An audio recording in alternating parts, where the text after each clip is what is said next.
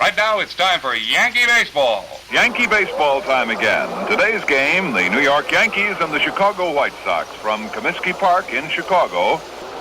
Hello, everybody. This is Bob Delaney, and in just a moment, we'll be joining Phil Rizzuto and Mel Allen at Comiskey Park in Chicago, where the Yankees and the Chicago White Sox play the rubber game of their three-game series. The Yankees winning the opening game on Thursday night, and behind Juan Pizarro, the White Sox evening things up last evening. Now let's pick up Phil Rizzuto as he's just about set with the starting lineups for this afternoon's game under good weather conditions in Chicago. Crowd of about 30 to 35,000 expected. Umpires are just about ready to make their appearance at Comiskey Park.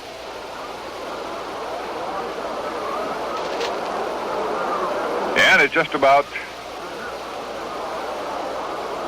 lineup time with Mr. Rizzuto, who is just about ready to move back of the microphone and move down those lineups.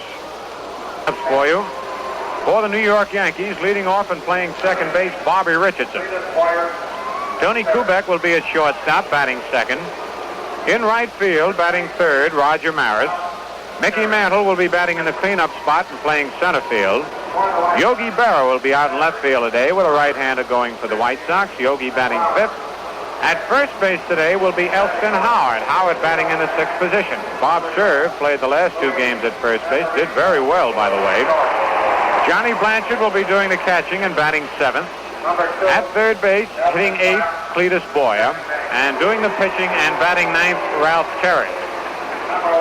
For the White Sox, leading off at shortstop, Louis Aparicio. Nellie Fox will be at second base and batting second. In center field, batting third, Jim Landis. Al Smith will be in right field, batting cleanup. In left field, batting fifth, Minnie Minoso. Doing the catching and batting sixth, Sherman Lala. Andy Carey will be batting seventh, playing third base. At first base, batting eighth, J.C. Martin.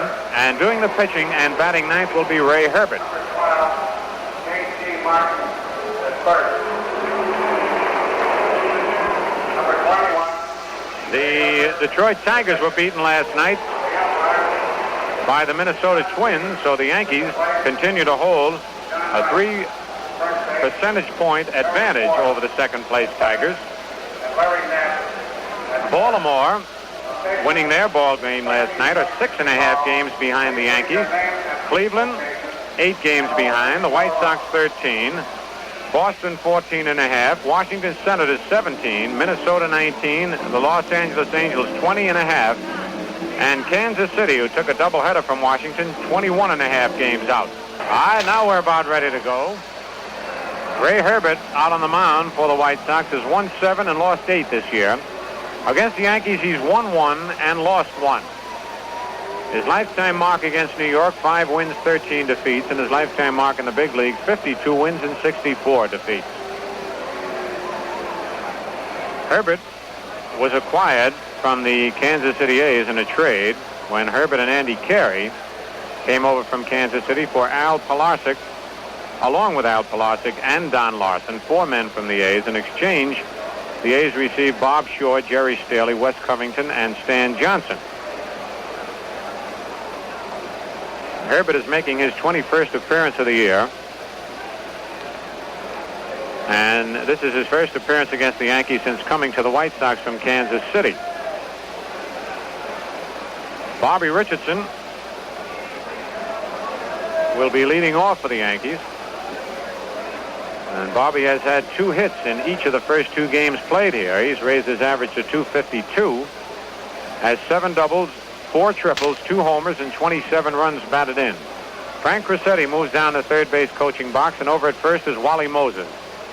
The White Sox whip the ball around the infield. Richardson steps into the batter's box.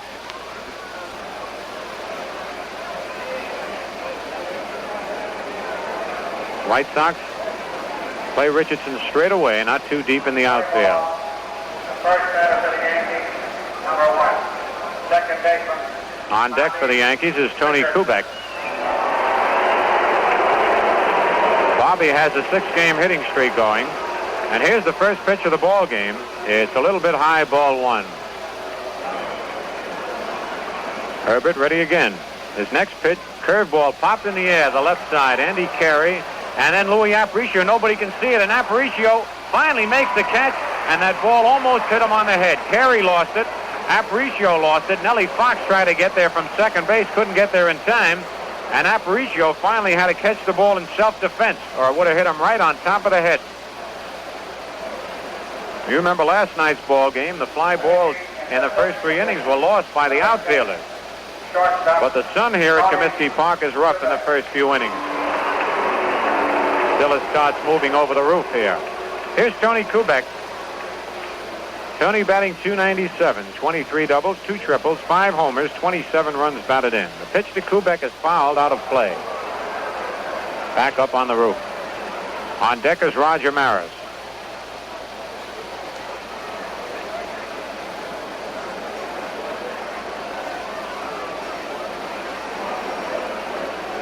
Even though the infielders and outfielders wear sunglasses, sometimes that ball gets right in the sun, they do no good. Again, the outfield playing Kubek straight away. Curveball hits the straightaway center field.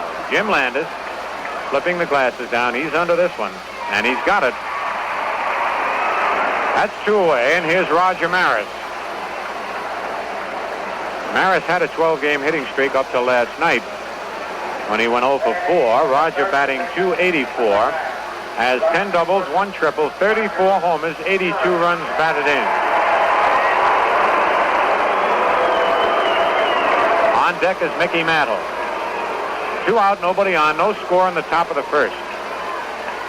Herbert's pitch to Maris is a curve that's high, ball 1. They used to have a sign on the scoreboard here in dead center that anybody that hit a home run in the dead center field bleachers would get $10,000. That was last year. We don't see it anymore. Fastball is over, strike 1, 1-1. Maybe they've been reading about the long drives that Maris and Mantle have been hitting this year. Or maybe they've been reading that the ball has been souped up a little bit.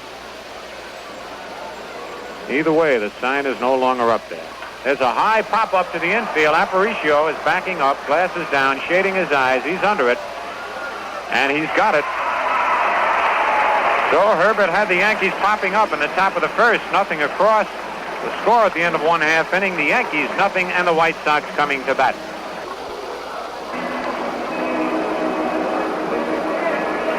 On the mound for the Yankees, Ralph Terry, who has won 5 and lost 1. No decisions against the White Sox this year.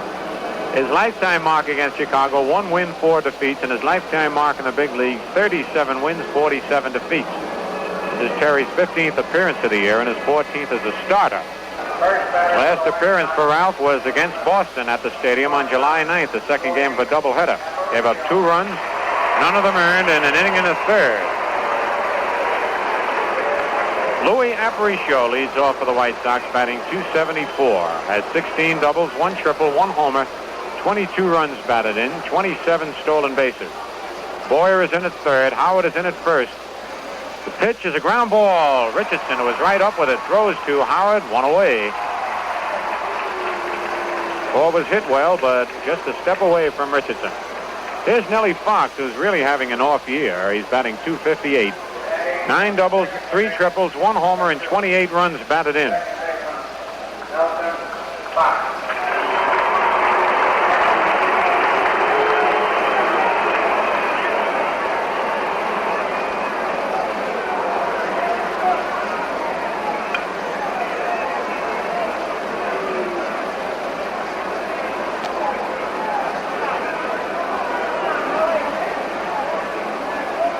Now Boyer moves a little bit in further and closer to the foul line.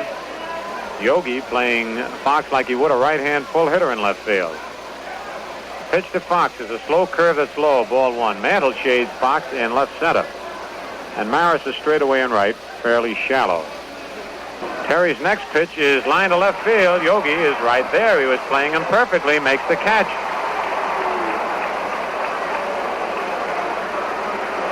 Two away. And here's Jim Landis. Landis batting .284, has 10 doubles, 6 triples, 11 homers, 47 runs batted in.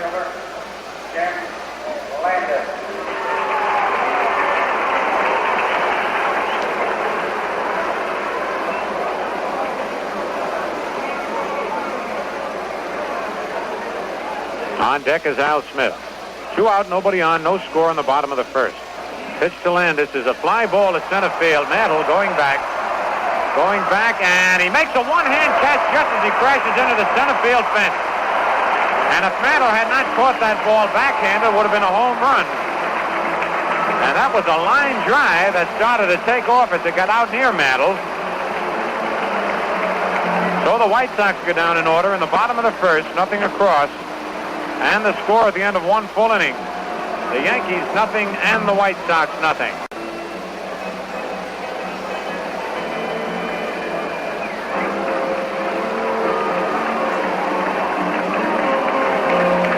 Mickey Mantle will lead off for the Yankees here in the top of the second. Mickey batting left-handed against Ray Herbert. Batting .326, 10 doubles, 3 triples, 31 homers, and 77 runs batted in.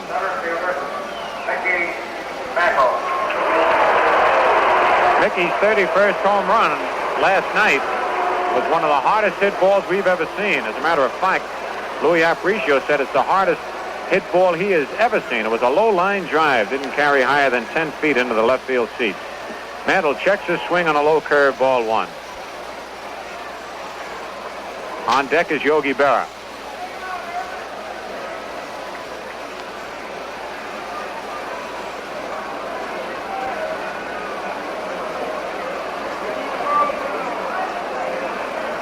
Outfield deep, around towards right on Mickey.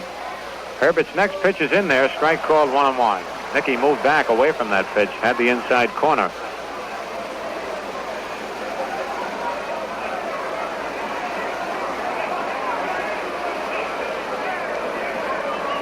One fastball is low. 2-1 on Mantle. Here's a 2-1 curveball. It's on the inside corner, strike 2. 2-2, both strikes for Mickey. Both of them called, hit the inside part of the plate and had Mickey backing up. Mick steps out of the batter's box now, asks for time. Has kind of a puzzled look on his face. Now he's back in, ready to go. Here's a 2-2 pitch. Strike 3, he tried to check his swing, couldn't do it. It was a high fastball. We had to wait and see what Johnny Stevens called it. Mickey made a half swing. And he's out of there. First strikeout for Herbert. Here's Yogi Berra. Yogi didn't play last night with the left-hander Juan Pizarro pitching for the White Sox. Yogi batting .274, 6 doubles, 11 homers, 35 runs batted in. On deck is Elston Howard. Pitch to Yogi is high, ball 1.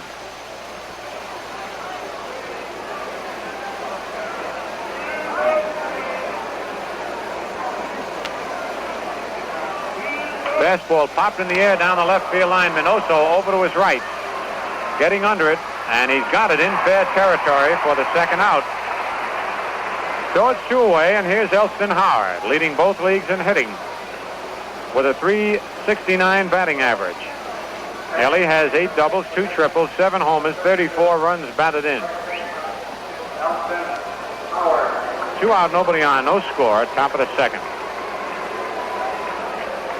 Yankees and the White Sox from Comiskey Park in Chicago. Herbert's curve low and away, ball 1. On deck, Johnny Blanchard.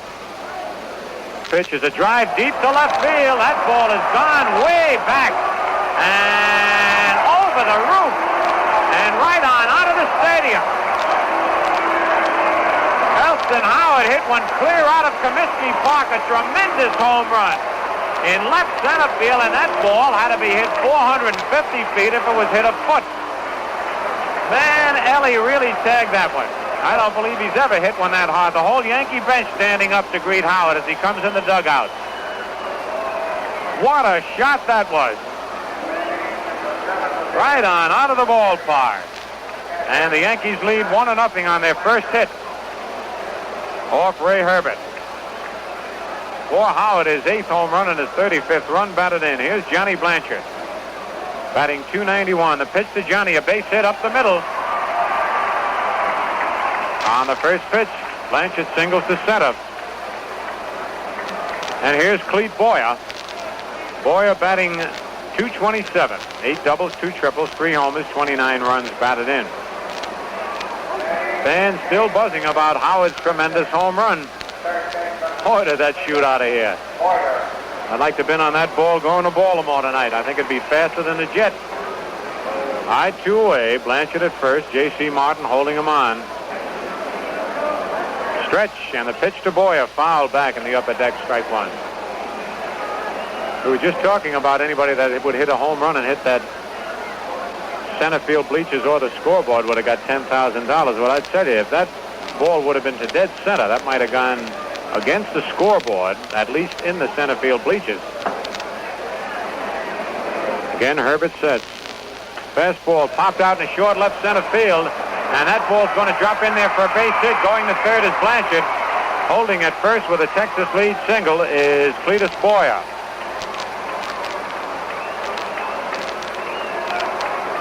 So with 2 out here in the top of the second, the Yankees have put together a homer and 2 singles, have runners at first and third, and the batter is Ralph Terry.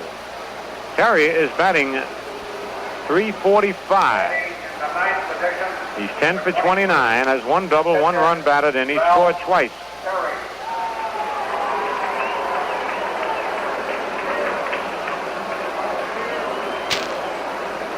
Terry and Whitey Ford have kind of a friendly bet as to who will get the most hits, who will have the highest batting average and the most RBIs.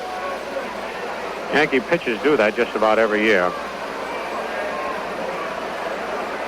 All right, Boyer off first, Blanchard off third. The pitch to Terry is a curve and it's low, ball 1.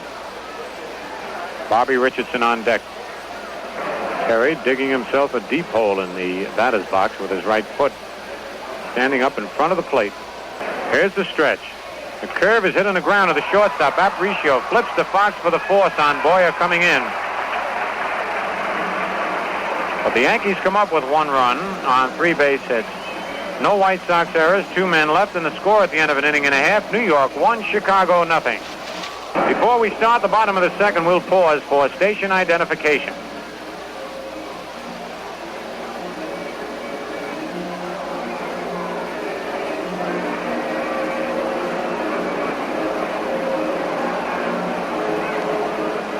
For the White Sox, it'll be Al Smith, Minnie Minoso, and Sherman Lala to face Ralph Terry. Smith batting .280, 14 doubles, 2 triples, 20 homers, and 56 runs batted in. Smith leads the White Sox in RBIs and tied with Roy Sievers for the most homers. They each have 20. Terry's pitch to Smith is on the outside corner, strike call. Ralph just flipped that ball up there, didn't have too much on it. Terry's next pitch is a slow ball in the dirt. 1-1.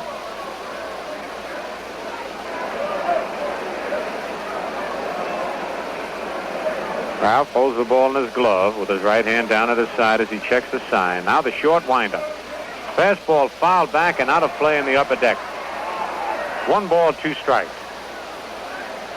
Terry has not thrown hard so far. By that I mean he's not firing that fastball that we know he has.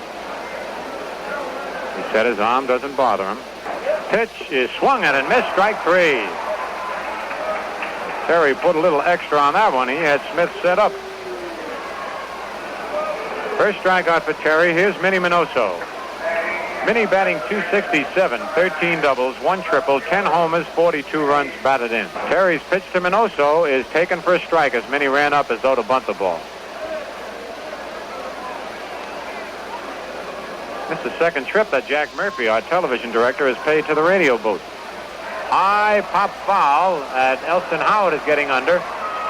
And Ellie makes the catch. Howard is wearing sunglasses at first base. Minoso flips his bat away. 2 ways. And here's Sherm Lala, batting .268. Lala with 6 doubles, 5 homers, 29 runs batted in. Catcher, Sherm Lala.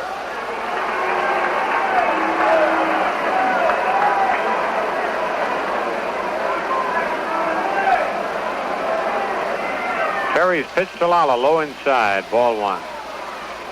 On deck is Andy Carey. Carey's 2-0 pitch. Low, ball three, 3-0. Now, as we told you before, Terry has not thrown hard, maybe 1 or 2 pitches. So Ralph Houck got Coates loosening up in the Yankee bullpen. 3-0 pitch. Bounces off Blanchard's glove, and Carey's going down to first base. He rounds the bag, but then holds on as Terry has to come in and pick up the ball. Blanchard lost it as it kicked off his glove, went to the right. Johnny broke to his left. Just a base on balls. First one given up by Terry. And Ralph Houck now is standing on the steps of the Yankee dugout. He's quite concerned. Terry, as you know, was out for almost a month with a bad right shoulder. And he lasted just an inning and a third the other day against the Red Sox. Here's J.C. Martin, first baseman, batting .226. 6 doubles, 3 triples, 5 homers, 21 runs batted in. Ball game all tied up 1-1 on homers by Howard and Lala. Stretch by Terry. The pitch is over, strike one call.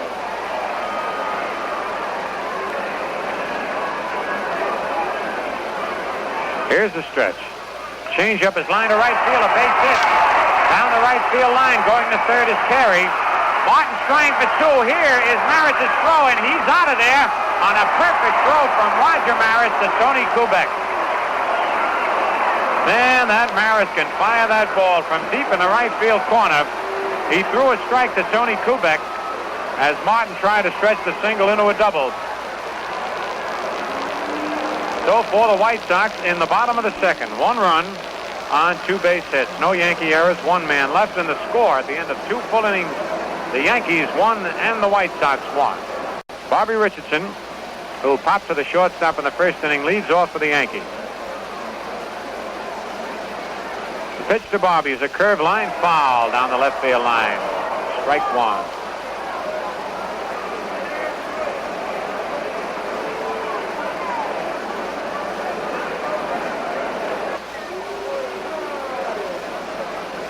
Ray Herbert out on the mound. He broke in with the Detroit Tigers. 1 ball, 2 strike pitch. Curve, pop to short left field. And this ball is trouble, and it drops in for a base hit. Bobby's going to try for 2. Here's the throw. And Richardson is out at second base on a perfect throw by Minoso. Holy cow. 2 great throws. 1 by Maris, 1 by Minoso. Richardson did stumble slightly as he rounded first base. But Minoso's throw to Nellie Fox was in time as Bobby tried to stretch the long single into a double. So it's 1 away, and here's Kubek, who flied to center field in the first inning. That's the 4th hit off Herbert. Roger Maris on deck. Herbert's fastball popped in the air to left field. Minnie Minoso is moving under this one. Pounds his glove, makes the catch, and it's 2 away. That'll bring up Maris, who popped to the shortstop in the first inning. On deck, Mickey Mantle. Herbert goes to the rosin bag. Here's his windup. Pitch is hit deep to right field, and that one, if it stays fair, is gone. And there's home run number 35 in the upper deck. Roger Maris hits his 35th home run in the upper deck in right field, fair by about 10 feet. And it looks like home runs are nothing today, as the Yankees now lead 2-1. And there are the Yankee teammates congratulating Maris.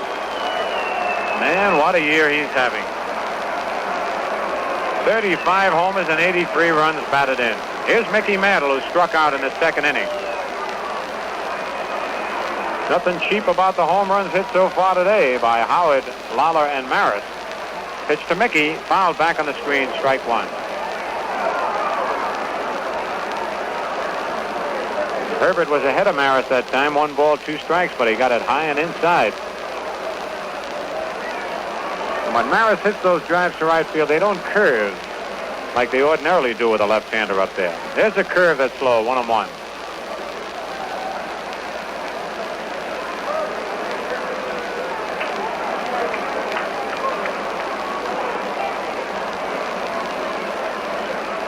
Herbert comes back with a fastball that's high, 2-1.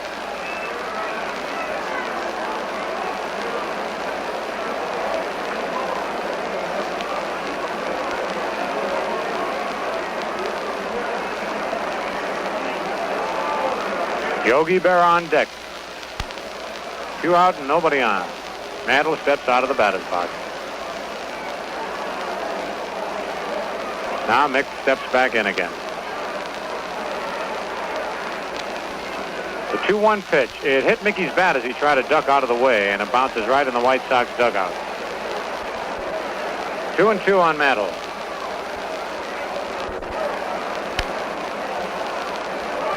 Here's the 2-2 pitch. It's high, ball 3, 3-2.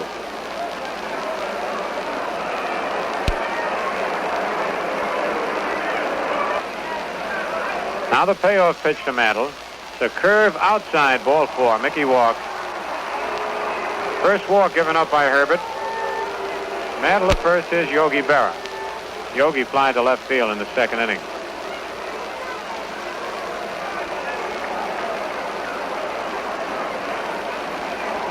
On deck, Elston Howard. Mantle leading off first. The pitch to Yogi is high and away, ball 1.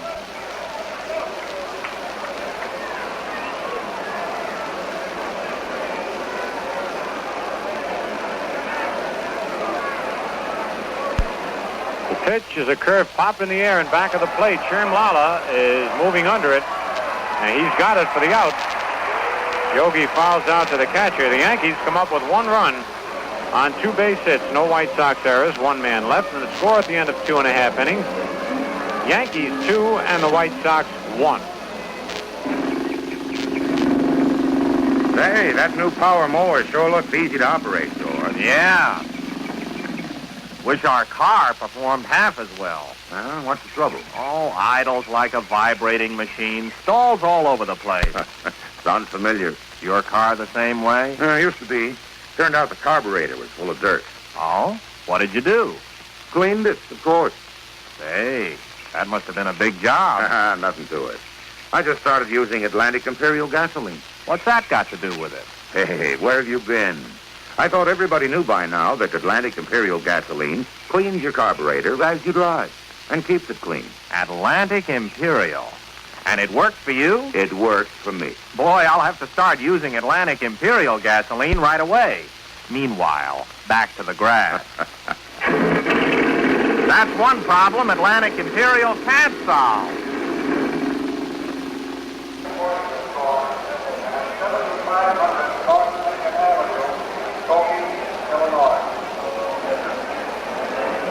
For the White Sox, it'll be Ray Herbert, their pitcher, to lead off against Ralph Terry.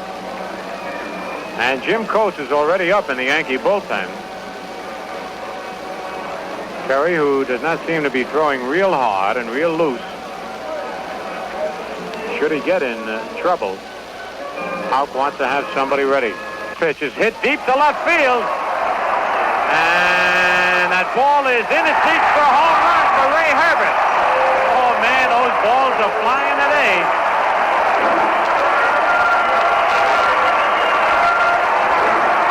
There goes the scoreboard.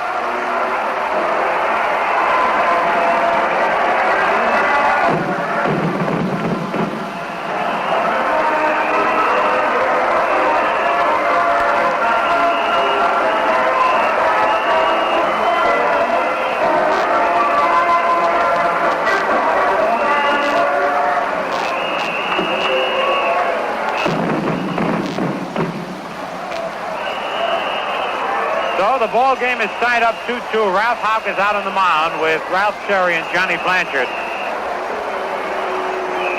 And baseballs are flying into the seats all over Comiskey Park.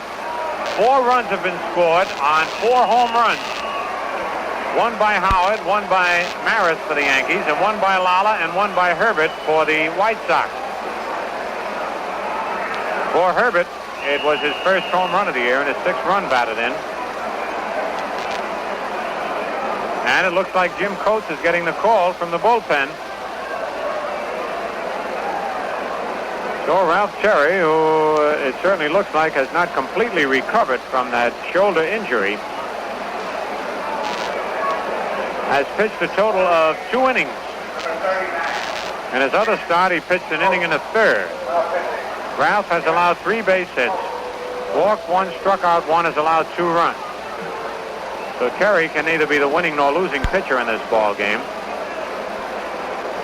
It'll be up to Jim Coates,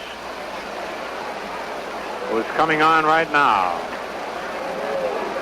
Coates will be making his 27th appearance of the year.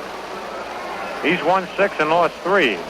Now, while Coates is talking to Johnny Blanchard out on the mound, we'll pause for station identification.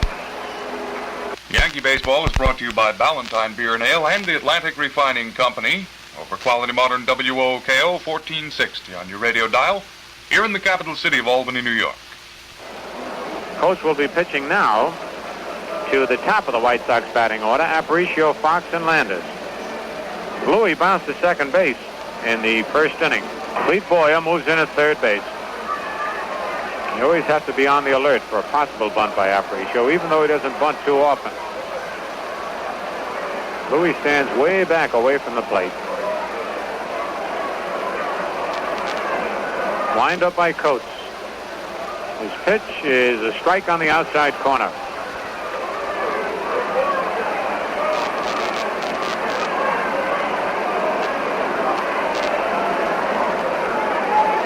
Coates comes back with a fastball that's popped in the air.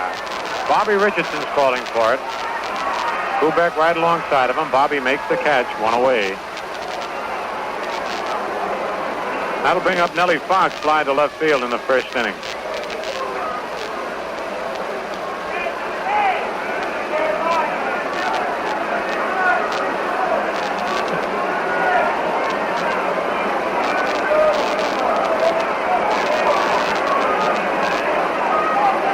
Nellie Fox stands deep in the box. That left foot is out of the batter's box. Little left-hand hitter. Swings and lines one over Richardson's head in the right field for a base hit. Maris is up with it. Richardson almost got that line drive as he leaped high. Just couldn't reach it. First hit off Jim Coates. 4th hit for the White Sox. Here's Jim Landis, who lined deep to center field in the first inning.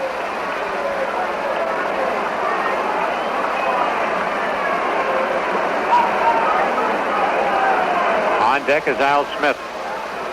Howard holds first against Fox. Stretch by Coates.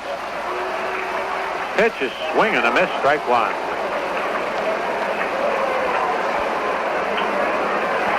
The stretch, pitch to Landis, lined in the hole out to left field, a base hit.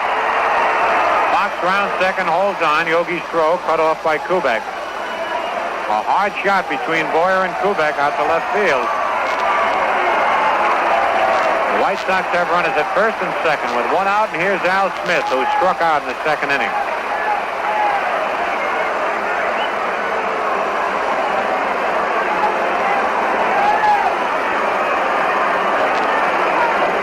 Each team now with 5 base hits and each team with 2 runs.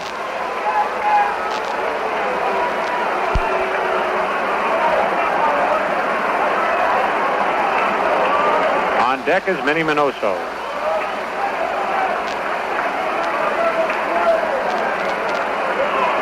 Landis taking a big lead at first. Fox leading off second. Here's the stretch. Pitch is hit on the ground at third. Boyer up with it. Goes to Richardson for 1. Back to first. Double play. And that Boyer made a great play on a tough hop. Around the horn, the Yankees' 101st double play of the year. For the White Sox, they tie the ball game up. 1 run on 3 hits. No Yankee errors, 1 man left, and the score at the end of 3 full innings. The Yankees 2 and the White Sox 2. On July the 24th, the San Francisco Giants will be in New York to play an exhibition game with the New York Yankees. All the proceeds will go to, all the Yankee end of the proceeds will go to the metropolitan area Sandlot boys to benefit the Sandlot games. And all of the San Francisco Giants proceeds will go to the Sandlot kids out in the Frisco area. Fans get out there and see your old favorite Willie Mays. Orlando Cepeda, some of the Giants you've been reading about but haven't seen. I know there's a lot of Giant fans left in New York. I meet them every day. Elston Howard, who hit that tremendous home run in the second inning over the roof in left center, will lead off for the Yankees here in the top of the fourth.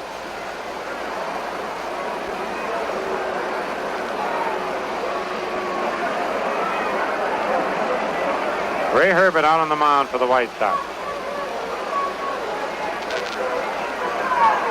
The pitch to Howard is over the outside corner, strike call.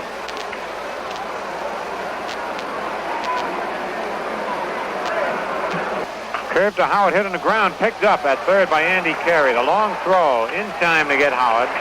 And Ellie broke his bat on that curveball as the ground ball almost hit the bag at third. One away. Here's Johnny Blanchard, who ripped a single to center field in the second inning.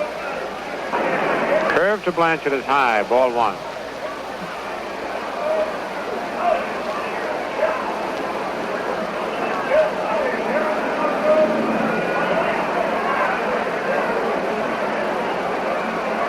Herbert's next pitch is a curve on the outside corner, 1-1. Clete Boyer on deck.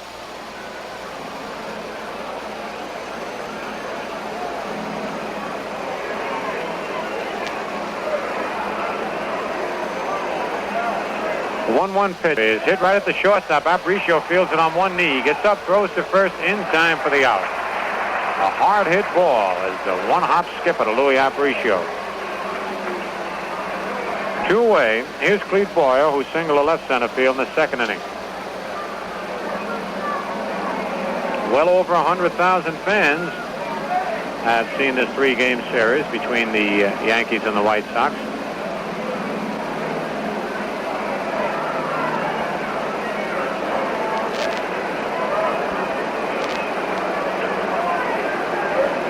Two out now, nobody on.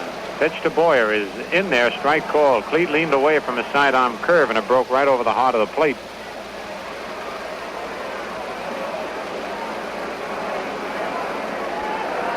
Herbert's next pitch is fouled back in the upper deck. 0-2.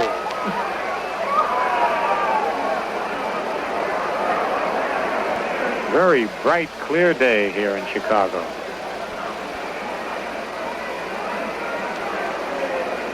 Pitch is a ground ball hit to third. Carey coming in, up with it, fires to Martin in time for the out. They got Boyer by a step. The Yankees go down in order in the top of the fourth, 0 across, and the score at the end of 3.5 innings, New York 2 and the White Sox 2. Minnie Minoso will lead off for the White Sox here in the bottom of the fourth, score tied 2-2. Jim Coates out on the mound for the Yankees. Pitch to Minoso inside, ball one. Ralph Terry, by the way, has gone out to the center field bullpen and is still throwing. Terry started for the Yankees, went 2 innings, gave up 3 hits and 2 runs, and Ralph trying to work the stiffness out of his shoulder. He wasn't throwing free and easy. There's a swing and a miss, and the bat goes into the stand. And there was a gallant husband who shielded his wife, and he was hit on the left hip or the left leg. He's all right. He's smiling. But had he not stood in front of his wife, she would have got hit right smack in the face. Minoso let go of the bat. He has a tendency to do that. It went about 4 rows back in the box seats alongside the White Sox dugout.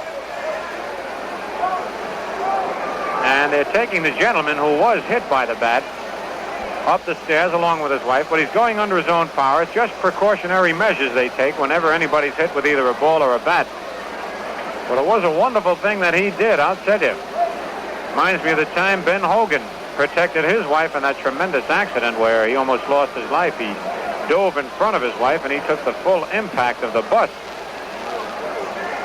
I guess it's just a natural instinct for the husbands to protect the wives. After all, they're the brains of the combination anyway. All right, here's the pitch to Minoso.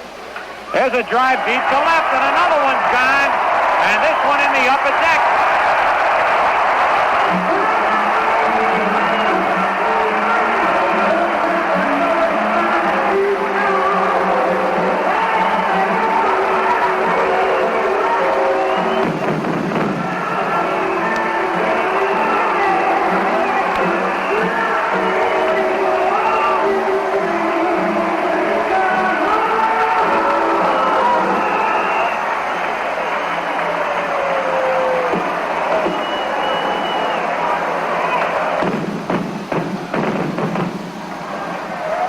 Got to wait till those fireworks are over before you say anything.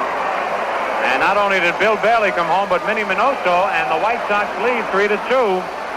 That's the 5th home run of this ball game. All the runs have been scored as a result of homers. Here's Sherm Lalaho home in the 2nd inning. Inside, ball 1. Minoso picks up his 11th homer and 43rd run batted in as the White Sox lead 3-2. The windup by Coates. The pitch to Lala almost hit him. Ball 2, 2-0. Yogi that time didn't even move after the ball. He just turned around and watched it sail into the upper deck. And the air is very light today, as we told you, very clear. The wind blowing out. And anything hit up in the air really travels. 2-0 on Lala. The pitch inside again, ball 3, 3-0.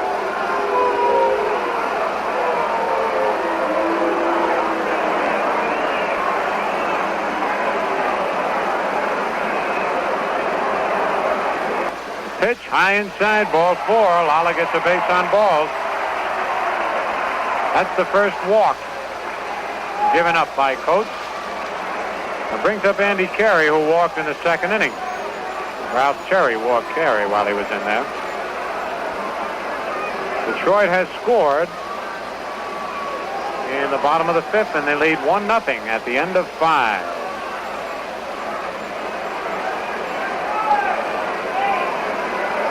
All right, Lala at first with nobody out. The stretch by Coates. Pitch to Carey. Inside, ball 1.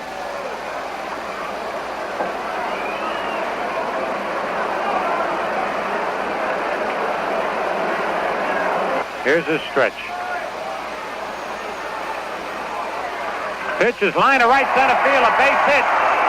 And that ball's rolling to the wall. And Lala's going to score. They're waving Lala around. Carey's going to drive to third. Here comes the relay, and Carey is in at third with a triple.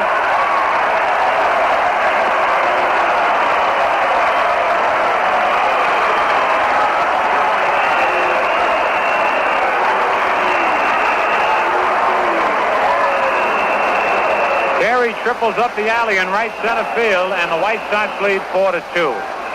For Andy, his 5th triple of the year and his 23rd run batted in. And now J.C. Martin a batter. Martin single to right, was out trying to stretch it into a double. Howard, Kubek, and Boyer are playing in. Richardson's playing deep. The pitch to Martin, foul back, strike 1 off the chest protector of the plate umpire.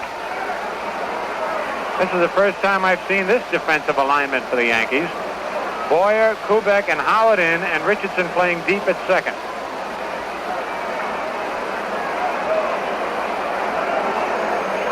Something that Ralph Houck has worked out in his spare time.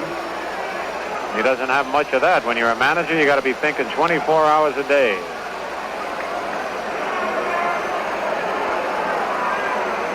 One strike on Martin. Carey leads off third. The pitch is high. Ball 1-1-1.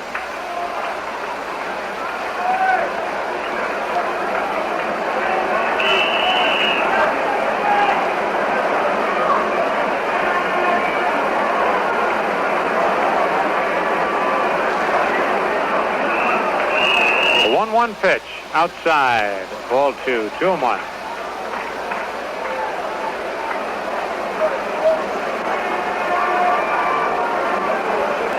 Coates takes a glance at Carey. Here's the pitch to Martin. Foul back in the upper deck.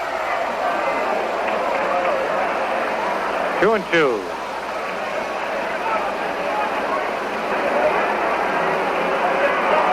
Two-two pitch. Low, ball 3. Full count on Martin.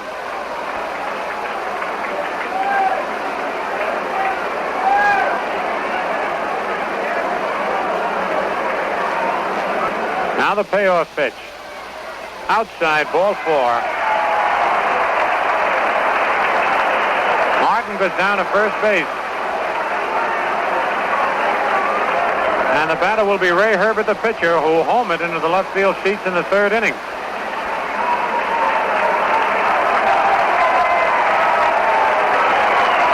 The Yankee defense shifts again. Richardson comes in at second, and Kubek moves back at short. Stretch by Coates. Pitch to Herbert is popped in the air. Kubek is moving back in short left field. He's under it, and he's got it. Herbert pops out to Kubek, one away. And here's Aparicio.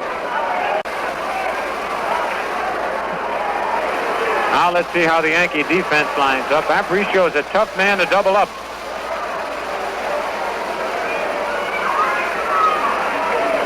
The Yankee infielders at short and second, Kubek and Richardson looking in at Ralph Houk. Boyer is even with third. Howard's holding first against Martin. And Kubek and Richardson are playing halfway. They're not in and they're not back. Here's a stretch. Pitch to Louis. A foul that's coming back out of play. Strike one.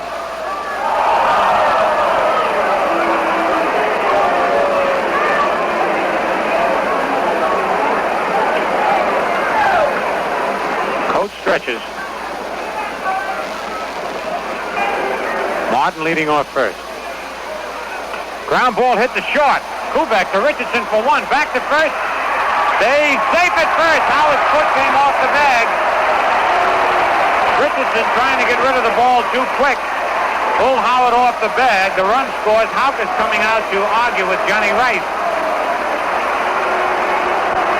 The run scores. The Yankees knew they had a hustle with Aparicio running. Kubek gave a perfect throw to Richardson. Bobby tried to hurry his throw, and it pulled Howard off first base. That's an RBI for Aparicio. Driving in Carey. Martin is out. The White Sox lead 5-2.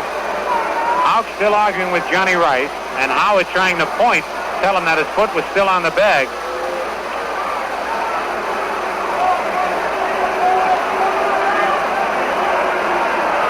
Jim Coates trying to pull Howard away from John Rice.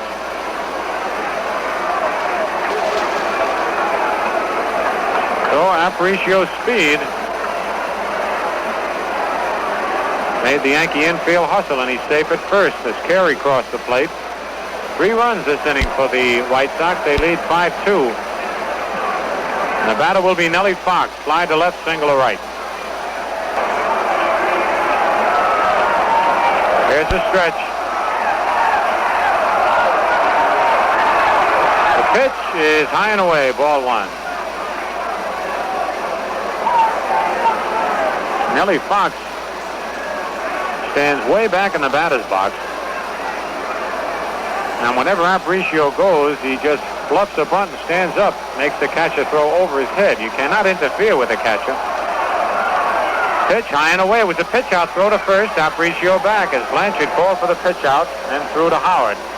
But Louis was not going. 2 balls, no strikes now on Fox. And Blanchard's going out to the hill to talk with Coates.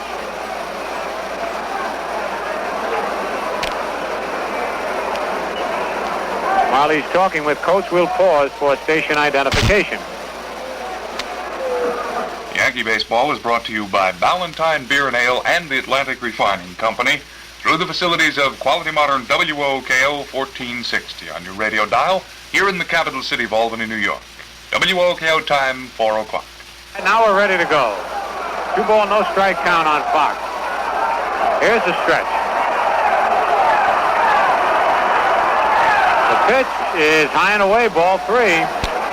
And naturally, Coates has to worry about Aparicio at first, and so he's not been able to pay too much attention, or as much as he'd like, to Nellie Fox, and he's got a 3-0 count.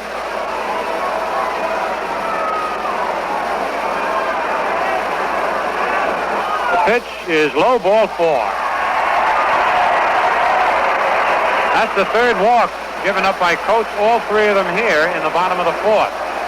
Aparicio to second, Fox at first. Here's Jim Landis, who lined to center and single to left. 2 out, 2 on.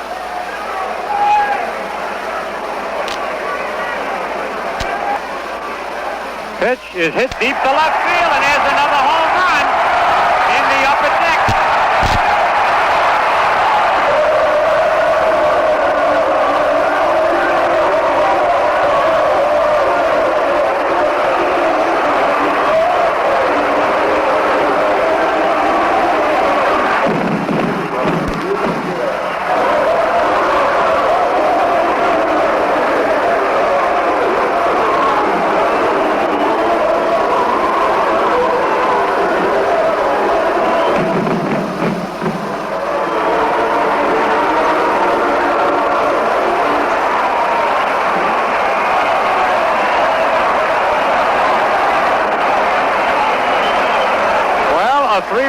single by Jim Landis, and the White Sox lead 8-2.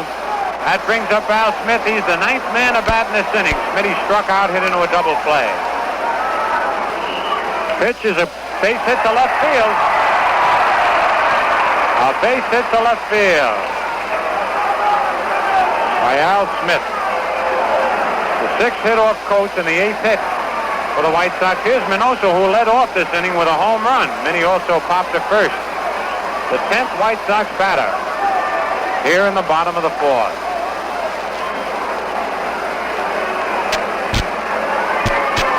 Smith at first, being held on by Howard. Houck has that foot on the top step of the dugout. He wants to come out, and yet he'd like to see Coates get out of this inning so he can use a pinch hitter.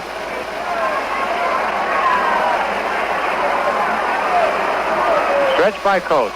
Pitch high inside, ball one.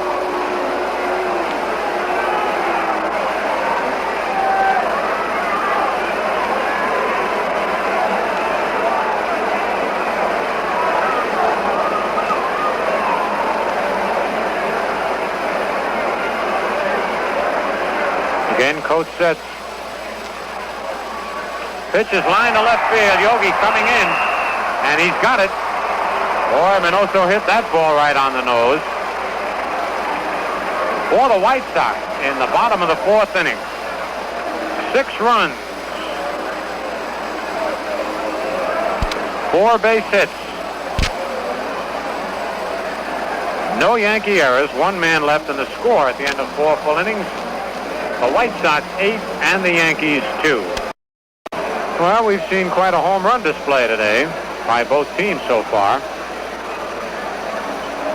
The White Sox leading 8-2, and then home is 4-2. And Earl Torgerson is coming up to bat for Jim Coates.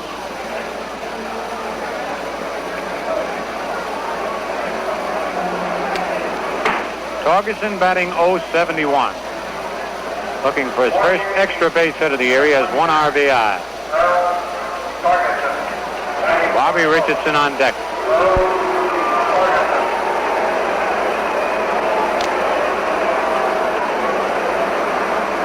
That close play at first base cost the Yankees 3 runs. If Howard could have held his foot on the bag, they'd have been out of the inning. But then Fox walked and Landis homered. Pitch to Torgerson. A high fly to short center. Jim Landis is coming in. He's calling for it, and he's got it. 1 away. Here's Bobby Richardson. Bobby popped to short, single to left, and tried to stretch it into a double. Was thrown out by Minoso. 1 away.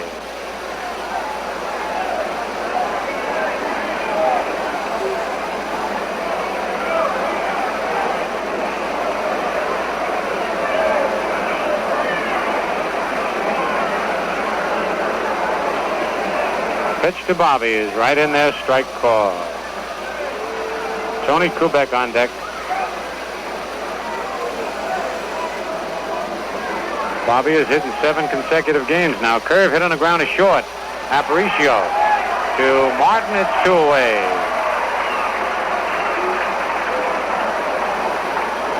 That'll bring up Kubek. Fly to center, fly to left.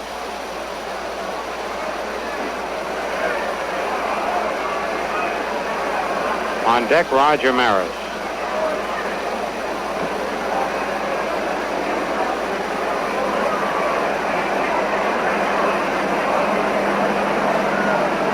Pitch to Tony is a curve low, ball 1.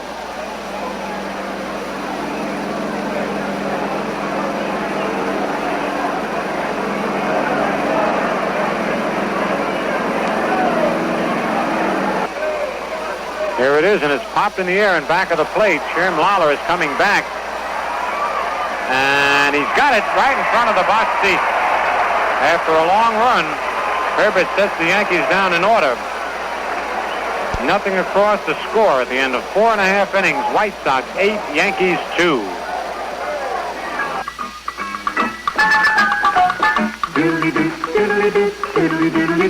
The crisp refreshers, icy lounge. The crisp refresher, precisely right. diddly-doo, lively, golden, crystally clear. Diddly-doo, diddly-doo, a crisp refresher. Valentine, Valentine. Valentine, Valentine, dear. Everybody clap your hands, tap your feet. Snap your fingers. And that's the man for Valentine. The crisp refresher. Diddly-doo, diddly-doo, Valentine, Valentine. Sing it again, oh Valentine, Valentine. Crisp refresher. Beer. Since 1840, America's finest. Tex Clevenger is coming on to pitch for the Yankees. Clevenger making his 27th appearance of the year.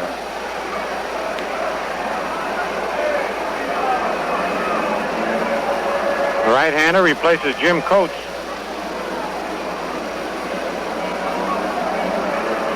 Coates worked just 2 innings. He allowed 6 base hits, walked 3, didn't strike out anybody, and allowed 6 runs.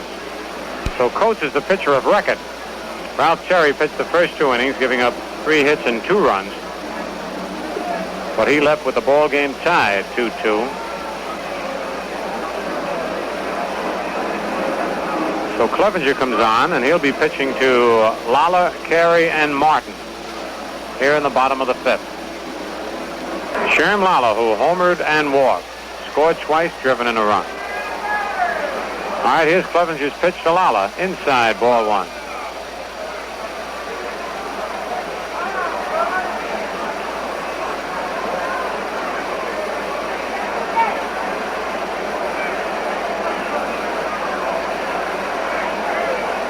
The 1-0 curveball is hit on the ground. A base hit to left field. Between Boyer and Kubek. 10th hit for the White Sox, 2nd hit for Lawler, and the first hit off Clevenger. And here's Carey, who has walked and tripled. Carey has scored once and driven in a run.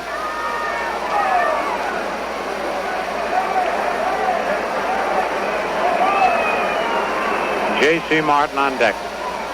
Lawler with a short lead at first. Clevenger's pitch is hit. Right at Richardson. He's got it. Looked for a minute like it would drop in for a Texas League single. But Bobby went back and pulled it in. It was hit off the fist. One away. Here's J.C. Martin, singled and walked.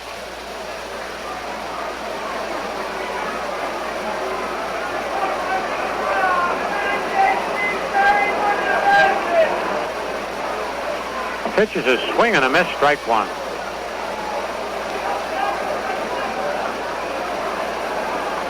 Pitch is line to right field, a base hit.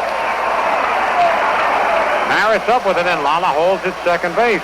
Boy, that Maris, he's another infielder out there. It's hard to take that extra base with a single to right.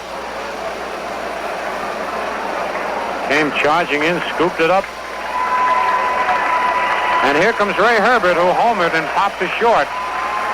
With runners at first and second and 1 out.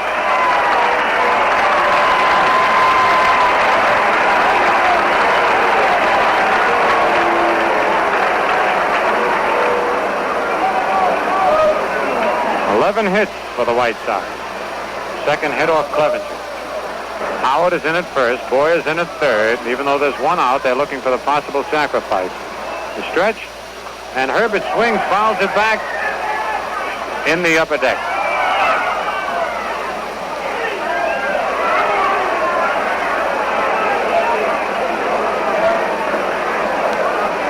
Clevenger into his stretch position. Pitch is popped in the air. Elston Howard right near first base in foul territory makes the catch. It's 2 away. That brings up Aparicio, who bounced to second, popped to second, and then bounced into a fourth play. Louis has scored 1 run. He's driven in a run. With runners at first and third, he hit to Kubek, and the Yankees just missed the double play on him. It actually cost them 4 runs on that play, because 1 run scored. on the force play by Aparicio, and then after Aparicio was safe, Fox walked and Landis hit a 3-run homer. So Louis' speed has given the White Sox 4 extra runs. Pitch to Aparicio is high, ball 1.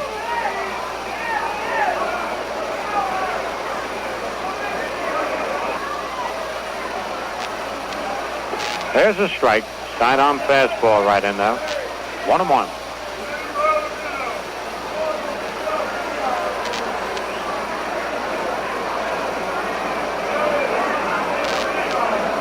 Popped in the air to center field. Mantle is right there. And he's got it for the out.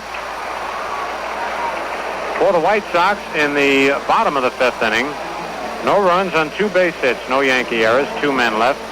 And the score at the end of 5 full innings. The White Sox 8 runs, 11 hits, no errors. The Yankees 2 runs, 5 hits, and no errors. Well, we've been telling you just about every day of the latest acceptances to Old Timers Day. And from all these names, you'll realize that this is sure to be one of the outstanding Old Timers attractions ever. And as you know, this year the Yankees are honoring the all-time Brooklyn Dodgers, New York Giants, and New York Yankees who played in New York. Plus the latest member of the Hall of Fame, Max Carey, who will be inducted at Cooperstown just a few days before the big affair at the stadium. Carey will be one of several Hall of Famers present. The others expected: Frank Home Run Baker, Frank Frisch, Bill Terry, Zach Wheat, Joe McCarthy, and Joe DiMaggio. Remember, this year's program starts at 1, and after the introduction of each of the celebrities, there'll be a short game that'll feature the Yankee old-timers versus the Dodger Giant old-timers. Should be a lot of fun, a chance to see the great players who helped write New York's long and glorious baseball history. Regular season ticket prices prevail, and plenty of reserved seats are still available at $2.50 each at all the Yankee ticket outlets. You'll also receive a fine souvenir program of the event, too. That's Old Timers Day, Saturday, July the 29th. All right, Roger Maris, who popped a short and then hit his 35th home of the year in the upper deck in right field, is up there. Ray Herbert on the mound. Pitch to Maris is a curve in there, strike call. Mickey Mantle on deck.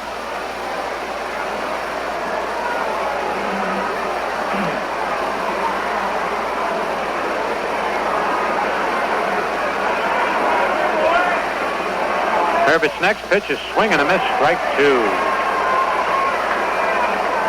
0-2.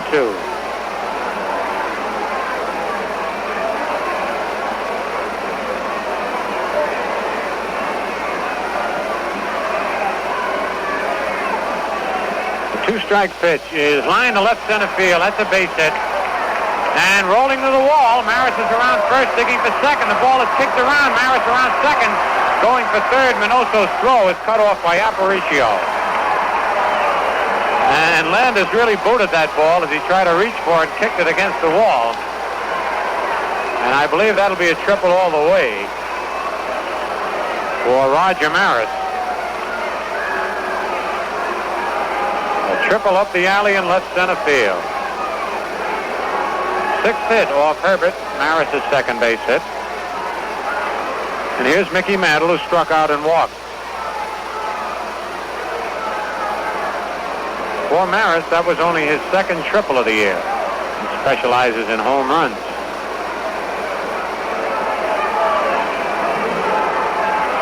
(8-2) the White Sox lead in the top of the 6th. Pitch to Mickey is a curve in there, strike 1 call.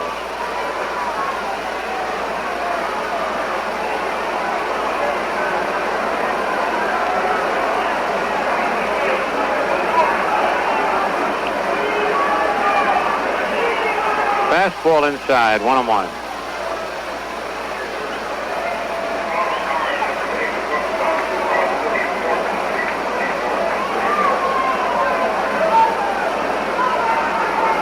Still talking about Howard's home run on the public address system. Went over the roof, bounced across the street. Fastball low. 2 balls, 1 strike.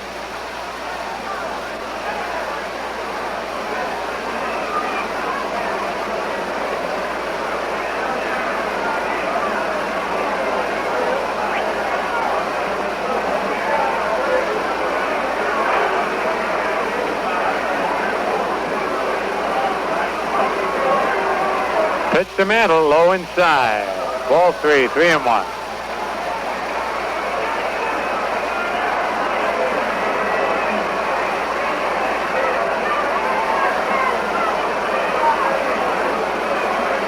Three balls, one strike, nobody out. Maris at third here in the top of the 6th inning.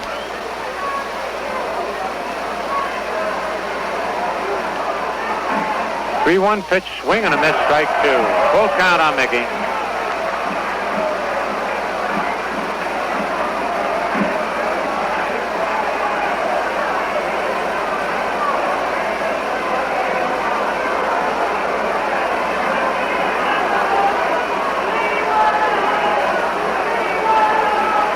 Now the payoff pitch.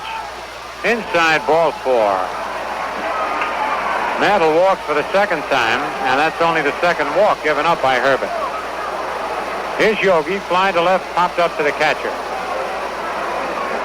Kirk Lyon gets up in the White Sox bullpen.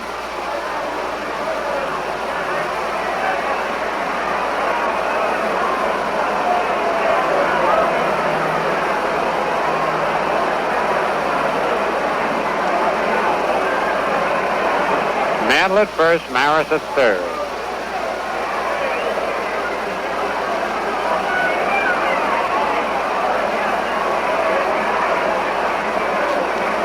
Lala asking Al Lopez whether he wants J.C. Martin to hold Mantle at first or play back, and he's holding him at first. Pitch to Yogi, foul to the left of the plate, strike 1.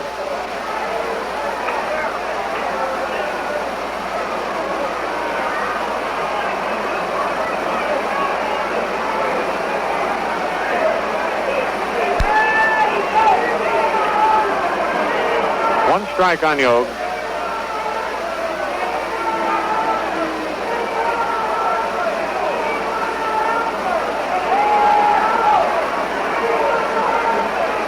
Here's the stretch by Herbert. Pitch is a ground ball foul outside of first. 0-2 on Yogi.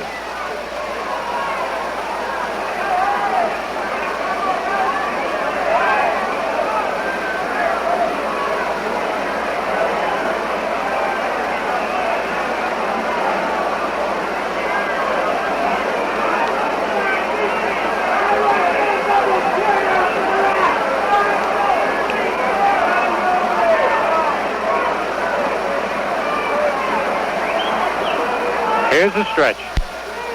Pitch is lined to left field. Minoso is back there. Maris tagging up. Minoso makes the catch. Maris comes in to score. Mantle holds at first, and it's an 8-3 ball game on Yogi's sacrifice fly to left field.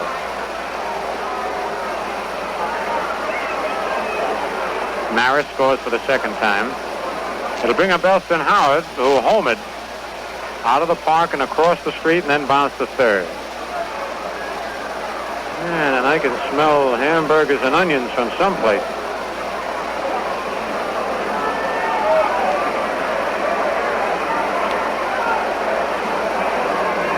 One away.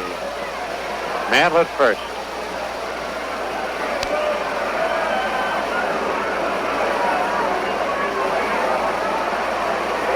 Pitch to Howard is line to right field, a base hit.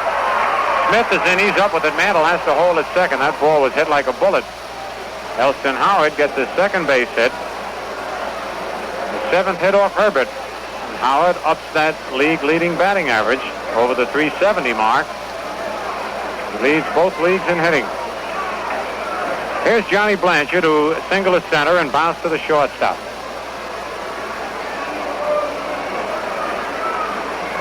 (8-3). You can never tell on a day like this with the wind blowing out. In a ball game like this, no lead is safe. Howard at first, Mantle at second. The stretch and the pitch to Blanchard is lined to right center field. Landis digging deep, and he can't get it. Bounces off the wall, and 2 runs are going to score. Blanchard, no, he's coming around as Landis drops the ball at third base. Mantle and Howard score, and we'll wait and see if they give Landis an error. He had the ball. Blanchard stopped at second, and Landis dropped it, and Blanchard went to third. 2 runs have scored, and it's an 8-5 ball game.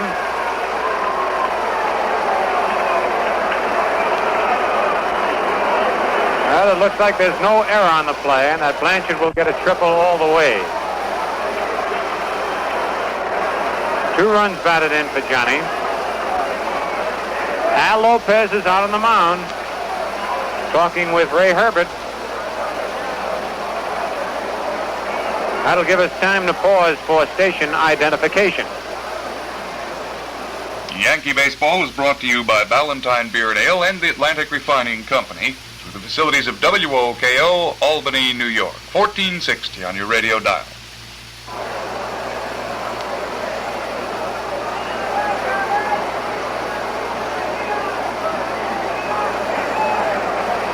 Well, that's going to be all for Ray Herbert. And Turk Lown will be coming in. Herbert pitched a total of 5 1/3 innings. He allowed 8 hits, walked 2, struck out 1, and he's allowed 5 runs. Should Blanchard score from third, that'll be charged to Herbert.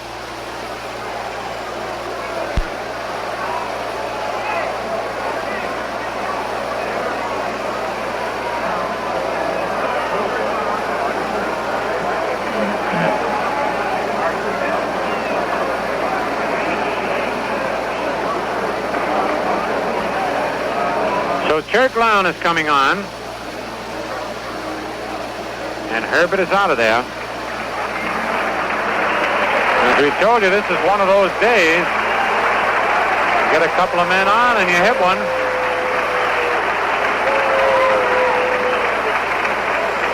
Lown is making his 33rd appearance of the year. All in relief. He's won 5 and lost 3. Has an earned run average of 1.75. Pitched a total of 61 2/3 innings. Al Renniff, the right-hander, is up in the Yankee bullpen. Elston Howard is now batting a gaudy .374.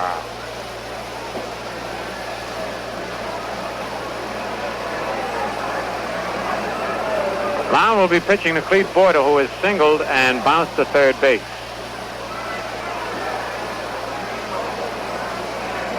Yankees have scored 3 runs here in the top of the 6th with 1 away. And Blanchard at third base.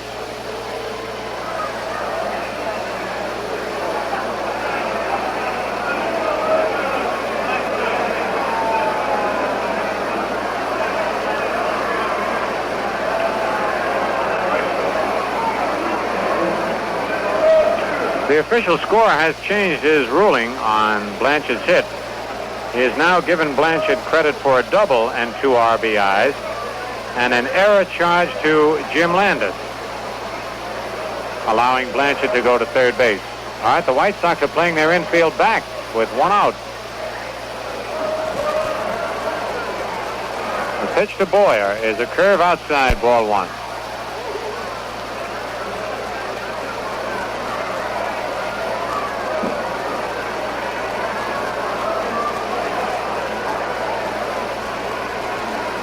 As a ground ball hits a short, and they got Blanchard hung up between third and home.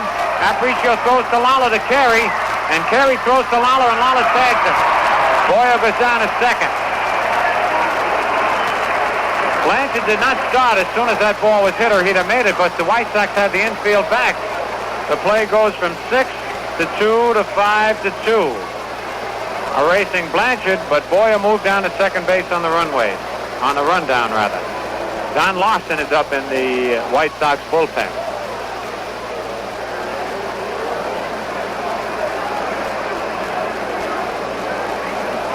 That was an unusual play in the first place, with Lopez having the infield back. And then when the ball was hit, Blanchard stopped to take a look. Aparicio came up with it. He was going to throw to first, and he saw Blanchard only halfway and threw home. Hector Lopez is coming up to bat for Tex Clevenger. With Boyer at second and 2 out, and the White Sox leading 8-5. Lopez batting .203, 4 doubles, 2 homers. 13 runs batted in.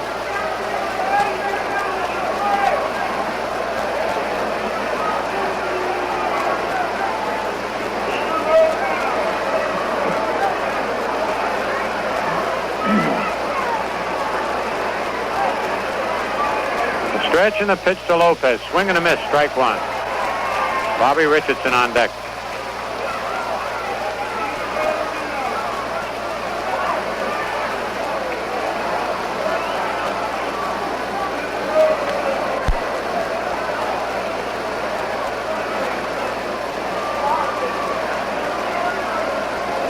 One strike on Hector, who's up there batting for Clevenger. The stretch. The pitch is a line drive base hit to right center field. Boyer will come on to score, and Lopez holds at first with a long single.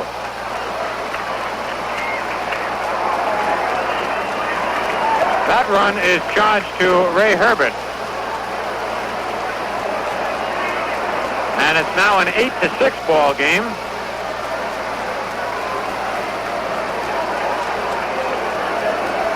And the batter is Bobby Richardson. Popped to short, singled, and bounced to short.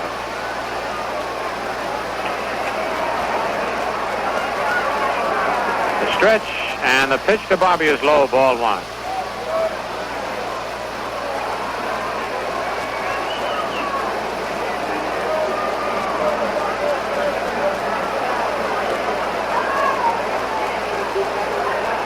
Curve is high, ball 2-0.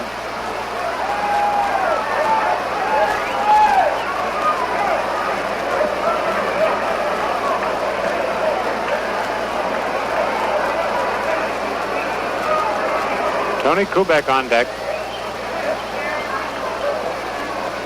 Stretch by Lau.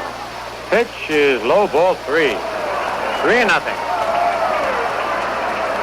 Aparicio is throwing his glove up in the air out at shortstop. You can never ease up in a game like this. Pitch is over, strike call, 3-1.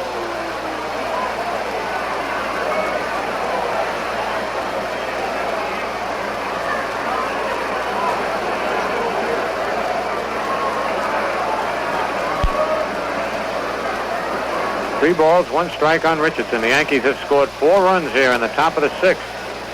The White Sox leading 8-6. Lopez at first.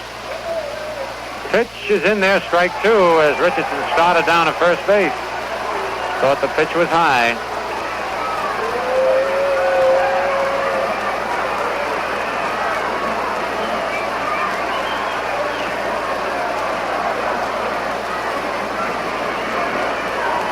And now the payoff pitch to Richardson. Ground ball to second. Fox up with it. Over to Martin for the out. For the Yankees in the top of the 6th inning, 4 runs, 4 hits, 1 White Sox error, 1 man left, and the score at the end of 5.5 innings. Chicago 8, New York 6. Al Reniff has come on to take over for the New York Yankees, as Tex Clevenger pitched just 1 inning. Tex allowed 2 base hits, didn't walk anybody or strike out anybody or allow any runs. So Reniff will be coming on. The youngster has pitched a total of 8 2/3 innings, given up just 4 hits. He has no 1 loss record, but he has not allowed any runs. This is his 7th appearance of the year. And Reniff will be pitching to Nellie Fox, Jim Landis, and Al Smith here in the bottom of the 6th inning, with the White Sox leading 8-6.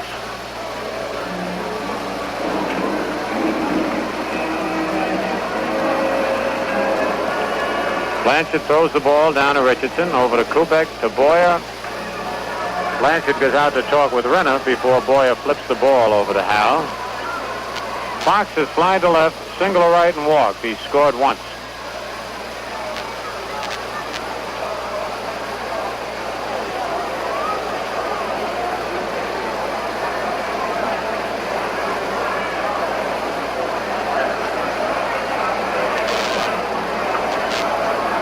The young right-hander goes to the rosin bag, rubs up the ball.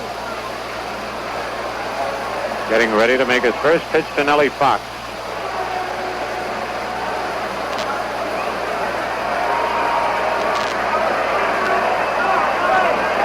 And here is the pitch. Fox fouls it back in the upper deck.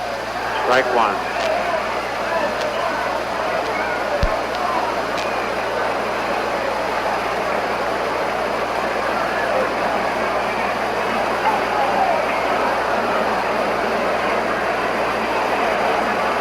Nelly choking way up on that bat.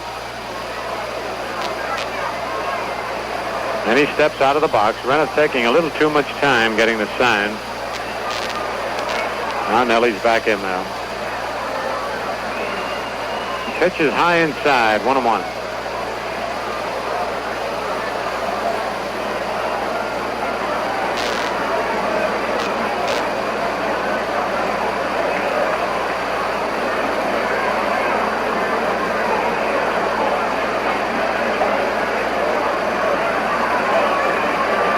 Here's the 1-1 pitch.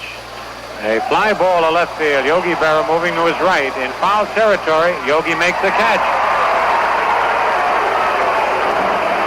Yogi plays Fox like he would a right-hand pull hitter. So Nelly can't get a ball between Yogi and the foul line. Here's Jim Landis, line to center, single to left, and homered in the upper deck. He scored once, driven in 3. 1 out. 8-6, White Sox lead in the bottom of the 6th.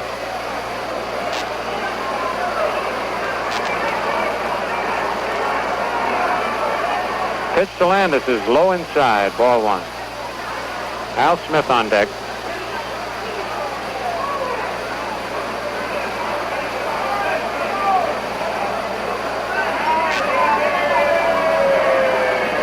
Next pitch is fouled back in the upper deck.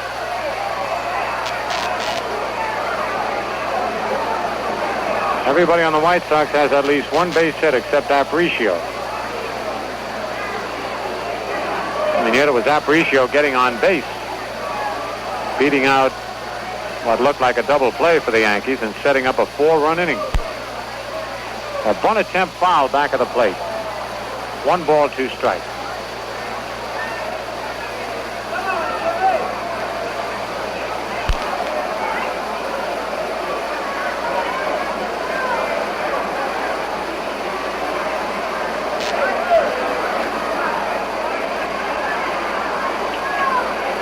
One out, nobody on.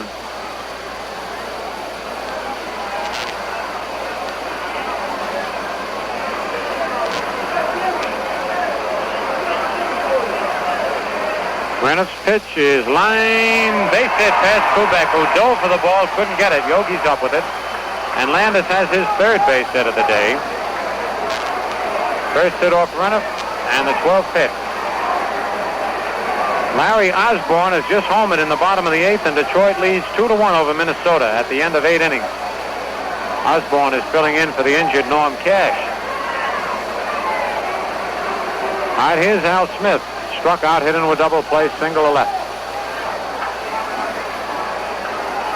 Vinny Minoso on deck.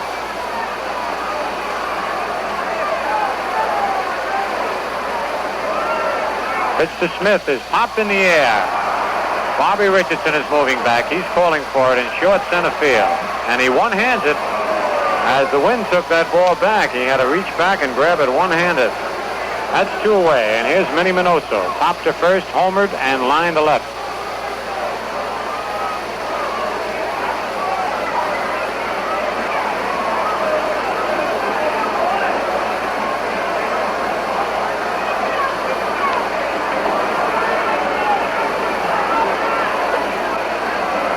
Bob Turley up now in the Yankee bullpen. Pitch to Minoso is in there, strike called.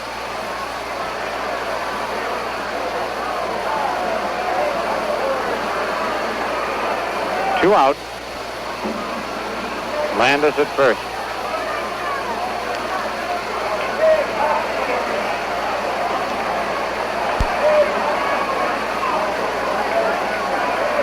Landis with a big lead at first. Curve is hit out in the right center field. Maris moving to his right. Still going back, and he takes it. So for the White Sox in the bottom of the 6th, no runs on 1 hit, no Yankee errors, 1 man left. The score at the end of 6 full innings, the White Sox 8 runs, 12 hits, 1 error. The Yankees 6 runs, 9 hits, and no error. And coming along in just a little while to carry you the rest of the way will be the voice of the Yankees, Mel Allen.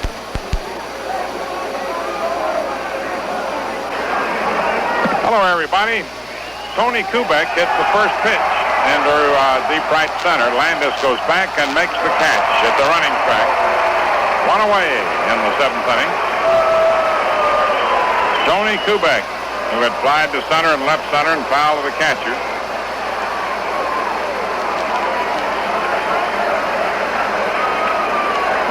Skies to deep right center on the first pitch. Now Roger Maris popped to short, hit his 35th homer, and tripled to right center.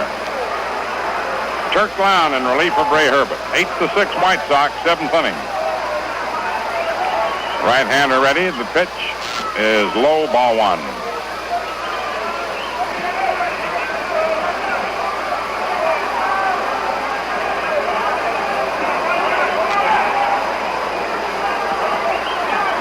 Next delivery is high and inside. Ball 2, 2-0.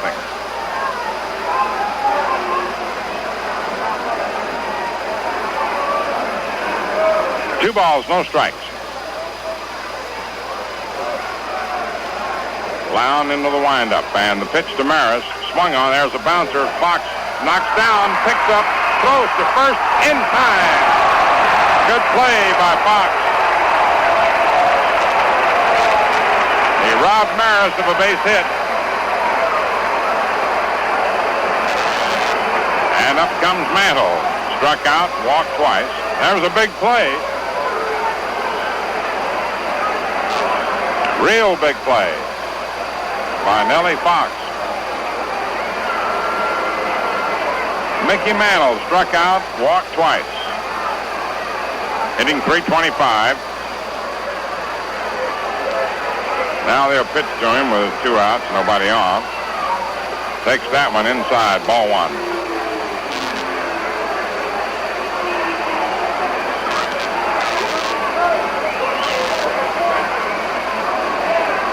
Turk Lown on the mound.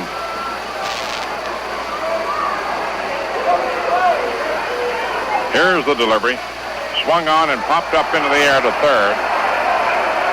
Andy Carey under it in fair territory, makes the catch, and the side is retired.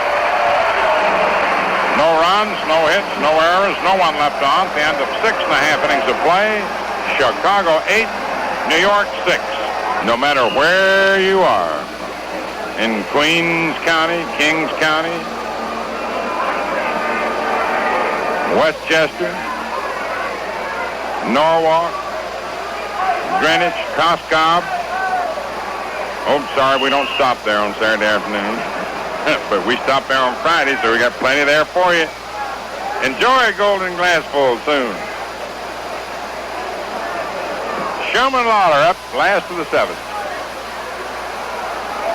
Hal Renniff pitching. White Sox leading 8-6. The right-hander's delivery. In there, strike 1.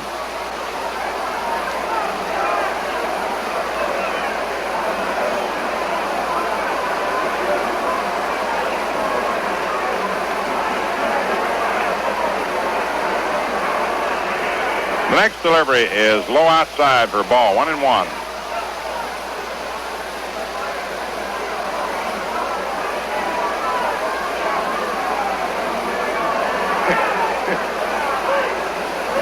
One ball, 1 strike. Lawler homered, walked, and singled. Hal Renniff's pitch is swung on, lined over first down the right field line, and Lawler will go for extra bases. Maris playing the rebound. It'll be a double for Lawler. The throw comes back into Richardson. So Lawler has himself a perfect day. 13 hits for Chicago. Terry, Coates, Clevenger, and Renniff. Second hit off Renniff. Now Cuccinello comes up to talk to Andy Carey. J.C. Martin on deck. I don't know how Al Lopez wants to play it, whether he's going to go for the 1-run sure or keep racking away. Some managers have different techniques. Now, leading 8-6, you'd say, well, he might go ahead and try for the big inning, but some of them figure, well, if I can get 1 more in, that means 4 runs they got to get in the 8th and 9th innings. They got 2 more shots to beat me. So we'll see how they play it. In any case, Boyer is forced to shorten up at third. Carey walked, tripled, and lined to second. The delivery is a little high for a ball. He didn't shorten up.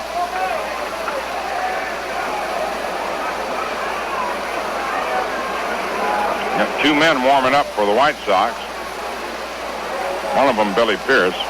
Here's the pitch, and it's swung on and fouled off to the right of the plate. Andy trying to hit to right field. It's taken Andy all these years to make up his mind it's a good idea to learn to hit to right field. He was very stubborn about that for years.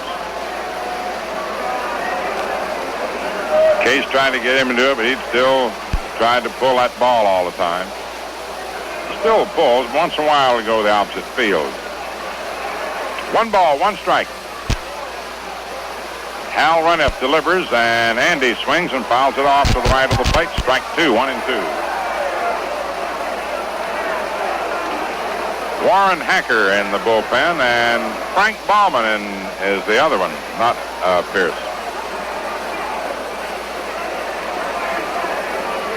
1 ball, 2 strikes. 8-6, White Sox, 7th inning. Lawler on second, nobody out. Now the pitch, swung on. There's a looping pop down the first baseline. Howard under it and makes the catch in fair ground.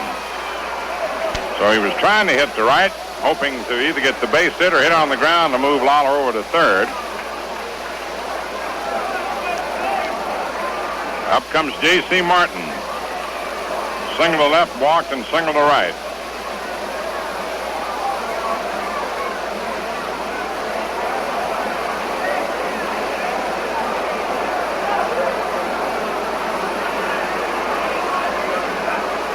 Lawler on second. 1 out in the 7th inning. And the pitch. High, ball 1. The Yankees, after the game, have a leisurely dinner and jet out of town to Bmore, Baltimore. Play there tomorrow. Now the pitch. Swung on. Little roller. Trickled down the first baseline. Runeff up with it. Throws to Howard. Martin's out as Lawler advances to third. Now, let's see. Did the ball hit him in foul ground? Is he coming back or what? I'm trying to... They made the play on him. Now, Johnny Stevens, I think, says no. Wait a minute. Yeah, it claims that the ball hit him in foul ground and kicked off his foot and rolled down the line. Now here comes Halcott to find out what Johnny Stevens means.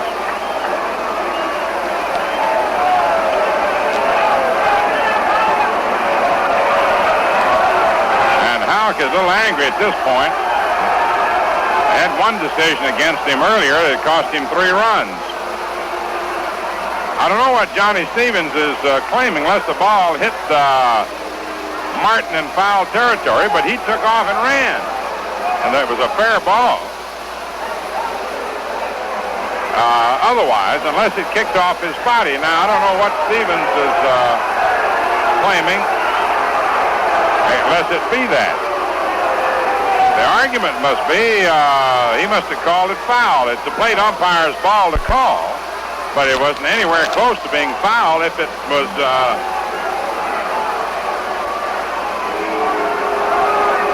a fairly hit ball. Let me put it that way. Unless it bounced off the body of Martin, it had to be a fair ball.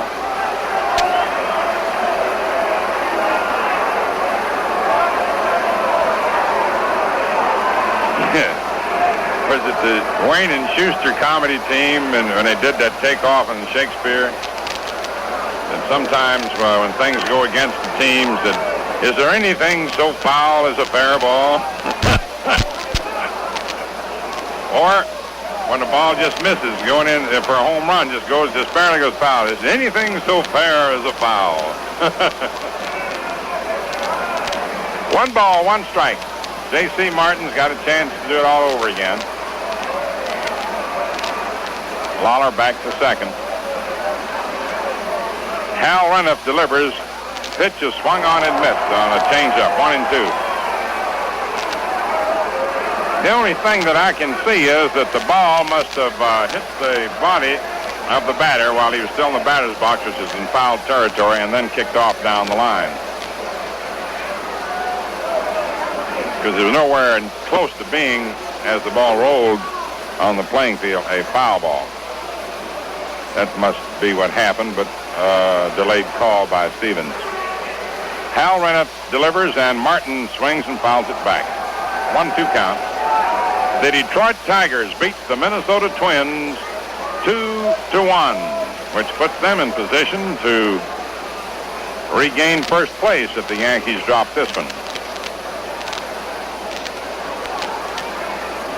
Larry Osborne homered in the 8th inning after Batty's homer earlier had tied it.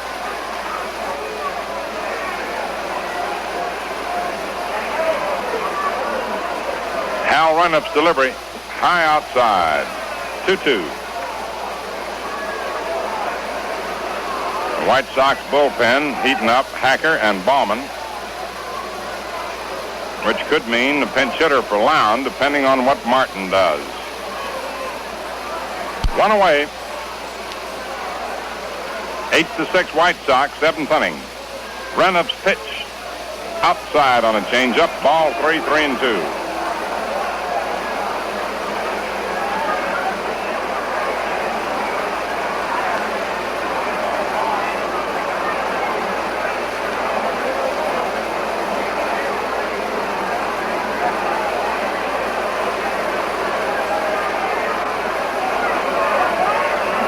Reniff ready, and the 3-2 pitch is swung on and bounced towards short. Kubek has to go way into the hole, makes a fast throw, and gets him on a close play. Just did get him. Lawler holds second. It was real close, and Lown's going to come out and bat.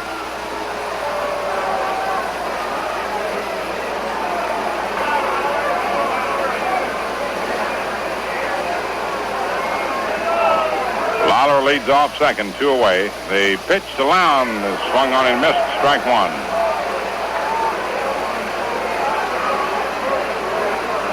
Lown, nothing for 8.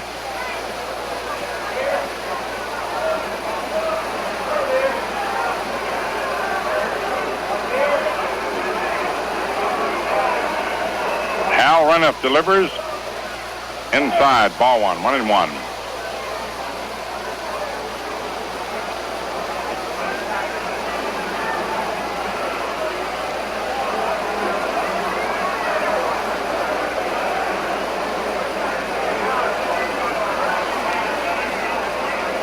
Ready for the 1-1 pitch. Here it is, and it's high, ball 2, 2-1. 2 balls, 1 strike.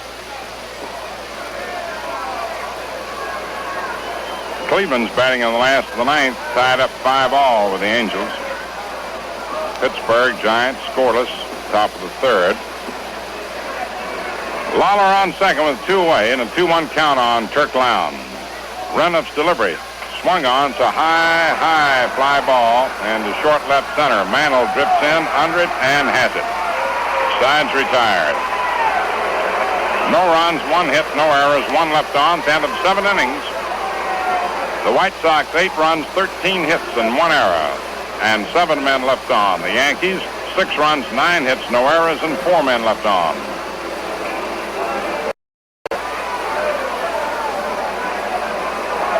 Yogi Berra coming up.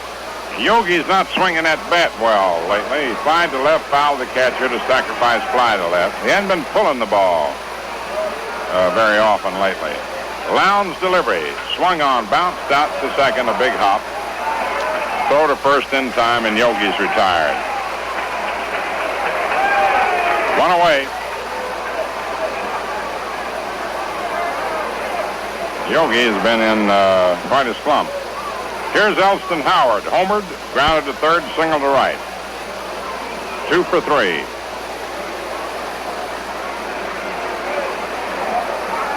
Ellie batting .374. He hit one up on the roof and bounced out and across the street. That's off Herbert. The pitch is low, ball one.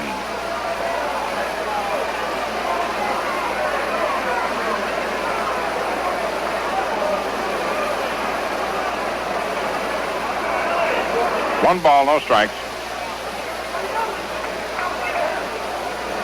Lown ready. The pitch to Howard. Swung on, a ground ball hit to short. Aparicio is up with it. Throws on to J.C. Martin in time. And they're 2 away. 6 men in a row retired by Lown. And 7 out of 8.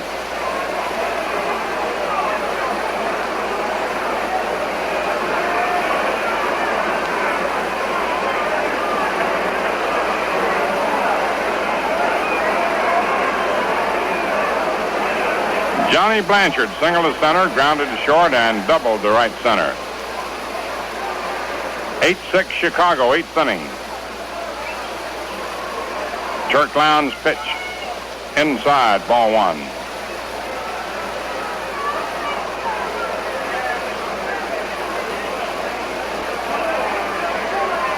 Boyer on deck. Lown delivers. Swung on and fouled back. 1-1. John trying to go all the way. Luis Arroyo is loosening up for New York. In case.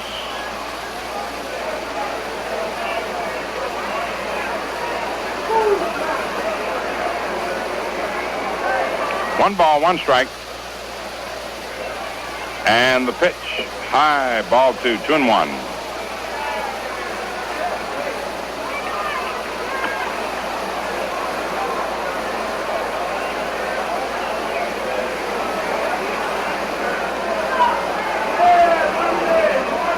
Delivery. He held off a high inside pitch. Ball three, 3-1.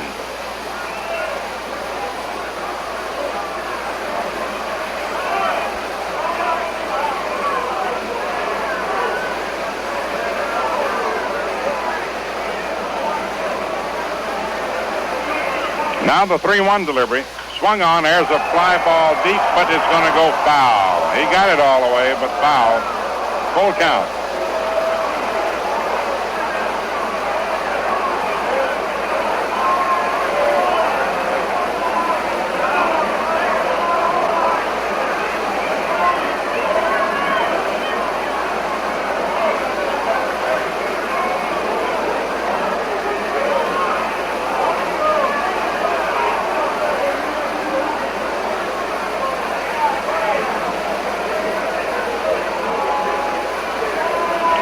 Now the 3-2 pitch. Swung on and fouled off out of play back at first.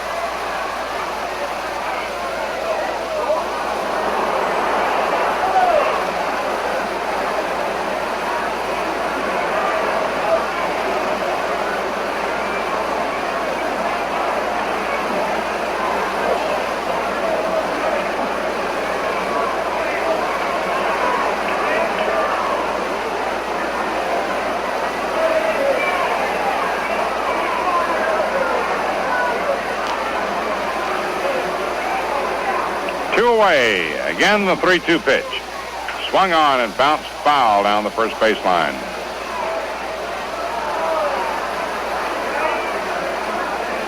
With the Yankees pitching staff being hurt by these sore arms, tightening the arm by Stafford and sore arm of Terry, who started today, they're going to be hard pressed with twilight doubleheaders Monday and Wednesday next week.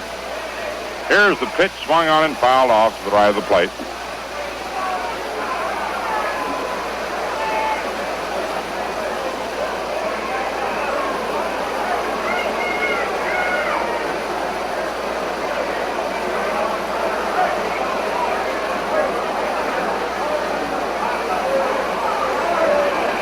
We may make a starter out of Joe Cooper. 3-2 pitch. Inside, ball four. Blanchard walks. Very careful with him.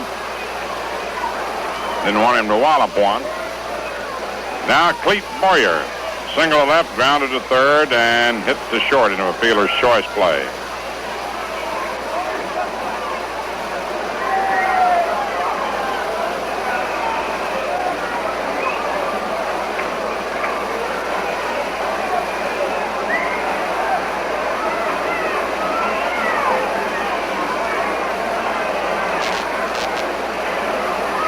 2 outs, 1 on.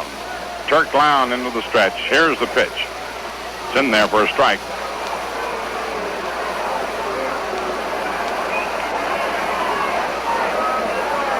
No balls, 1 strike.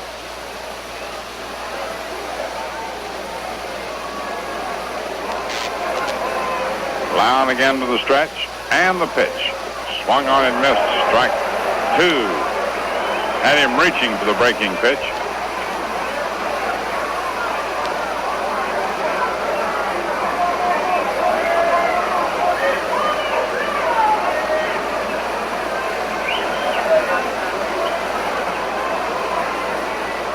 Now the 2-strike delivery.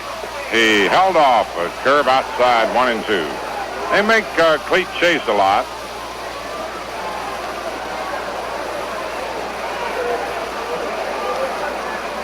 Get more homers last year because they fed him more fastballs.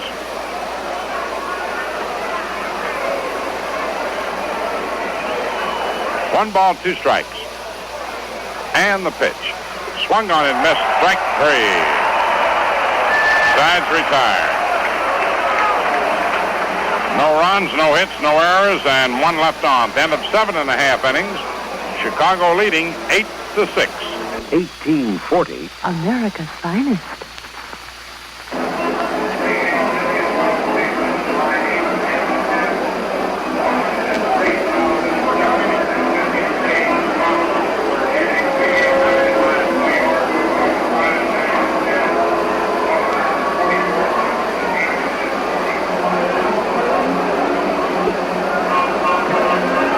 At this time from the Windy City,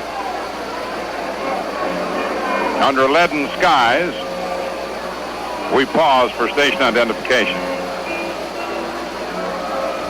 Your Yankee baseball game is brought to you by Ballantine Beer and Ale and the Atlantic Refining Company through the facilities of Quality Modern Radio for the Capital District, WOKO 1460 on your radio dial. WOKO time 19 minutes past the hour of 5 o'clock. Last half the 8th inning, 8-6 Chicago. It's the top of the order. Luis Aparicio up. Hal Reniff in relief. Swings to the windup. Around comes the right arm. The pitch is high. Ball 1. Paid attendance today is 37,730. How about that? They had a total of 125,140 for these 3 games.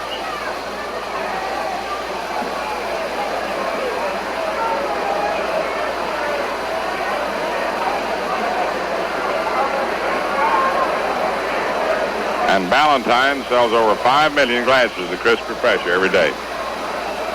Next pitch is outside, ball 2.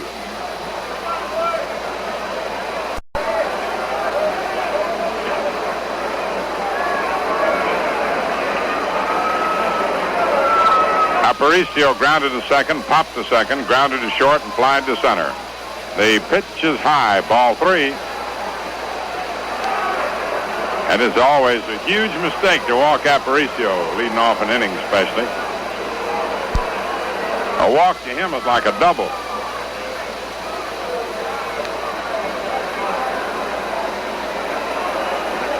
Unless he's got something wrong with a leg. 3 balls, no strikes. Reniff aims this one, and he misses. It's outside, ball 4. Aparicio walks.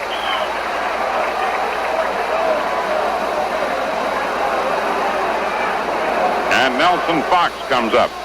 Fox flied to left, single to right, walked, and hit a foul fly to left.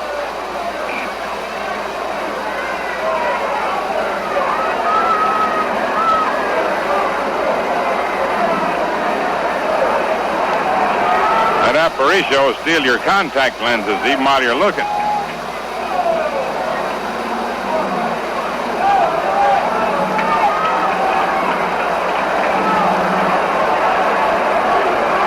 Up call to the Yankee bullpen.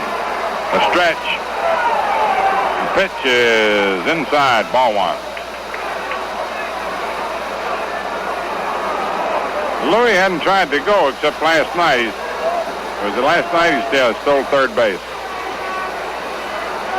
Now we're watching. Boyer in close at third. The stretch. There he goes, and he is safe. Aparicio steals his 28th base.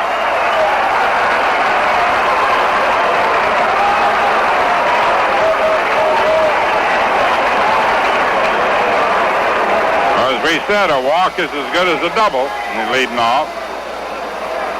1 ball, 1 strike. White Sox trying to get that at least one insurance run. In a 2-run difference ball game, you see, if you get one man on, you got a tying run to play. But if you get the other side gets that extra run, then you know that. I mean, after all, after 25 years.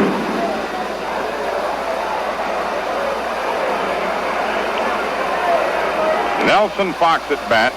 Aparicio on second. 1 ball, 1 strike. And the pitch is the wild pitch. Gets away from Blanchard. On to third goes Aparicio. So there he is. He walked, and now he's on third base. That's just the equivalent of his having triple to start the inning.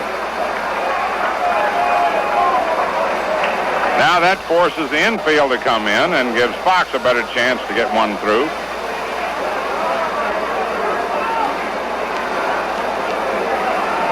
Two balls, 1 strike.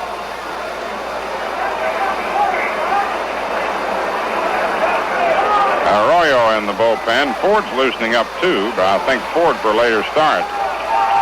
Here's the pitch. Swung on. There's a fly ball into short right field. Aparicio to third to tag.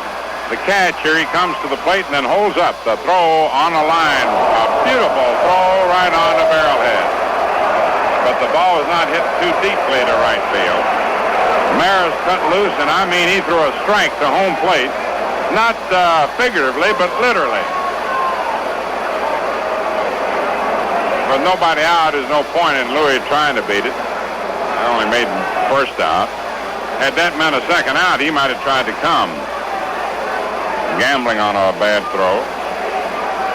Fox flies to Maris in very short right. 1 out. The batter now is Jim Landis, who flied to center, single to left, into a 3-run homer in the 4th, and single to left in the 6th.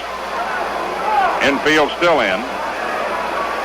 He's liable to swing away or bunt. You never know. He's good at both. And the pitch. Swung on. There's another high fly ball. This time Louis goes back. It may be, let's see. Maris makes the catch. Here comes Louis. Here comes the throw. And Louis is out at the plate. Beautiful throw by Maris. A double play. As I said, with the second out, he had tried. And he doubled by Maris. Maris to Howard. No runs. No hits, no errors, and no one left on. 10 of 8 innings. White Sox, 8 runs, 13 hits, and 1 error. 7 left on. The Yankees, 6 runs, 9 hits, no errors, and 5 men left on. You know, it's always a great thrill to watch that play. That ball was hit a little bit more to right center, but not much deeper than the other one. But being the second out, Louis had to go. And it took the perfect throw to get him, and he was gotten. On the Ballantyne scoreboard in the American League, Washington defeated Kansas City 7-1. Donovan beat Krause. Detroit nipped Minnesota 2-1. Bunning defeating Pasquale. Osborne homered in the 8th for the win. Batty homered in the 7th. Boston defeated Baltimore 2-1. Conley beat Hall. It's the 10th inning at Cleveland, and the score is tied 5-5 with the Angels. Gerba, James, Duran, and Fowler in relief. Perry for Cleveland, Stigman, Schaffernoth, and Locke in relief. Lee Thomas and Don Dillard homering for the Angels and Indians, respectively. In the National League, Chicago, Cincinnati, Milwaukee, St. Louis tonight. Pittsburgh leads San Francisco 1-0, 10 to 4.5 innings. Haddix and McCormick. Stewart homered in the 4th. Los Angeles 2, Philadelphia nothing at the end of the first inning. Koufax and short. Bob Serve leads off for New York in the 9th inning. The pitch is swung on. There's a drive to deep left field. It is going, it is gone, and it's 8-7.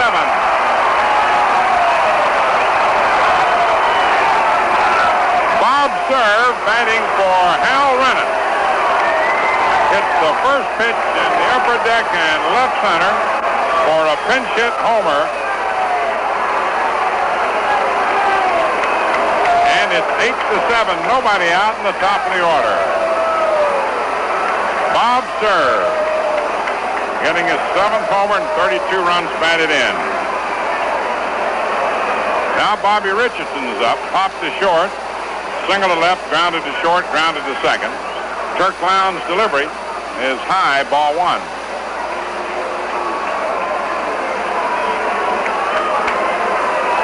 Well, that puts a little different honey in the hive. Now the delivery. It's outside, ball 2.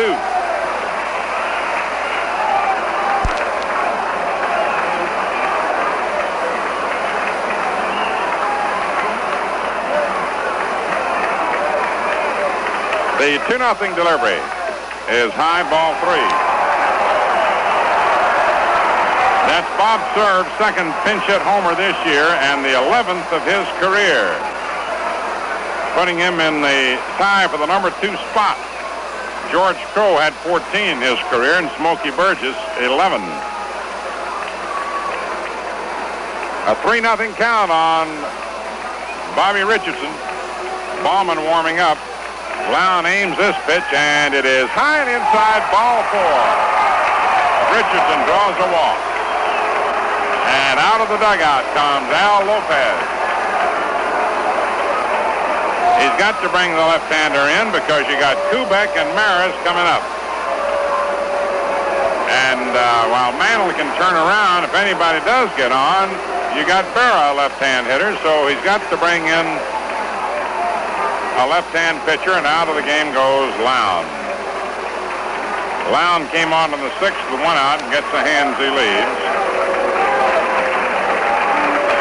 Worked 2 2/3 innings, giving up 2 hits. So far, 1 run.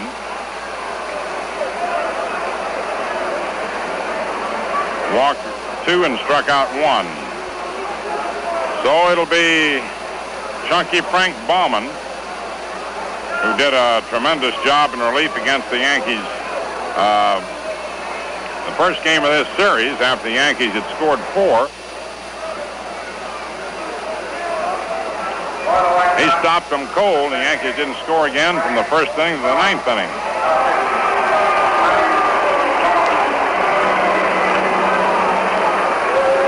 So Frank Bauman will be coming in.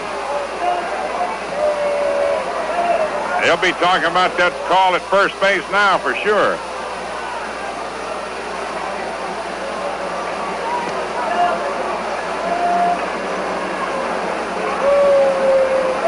Made a difference in 3 runs.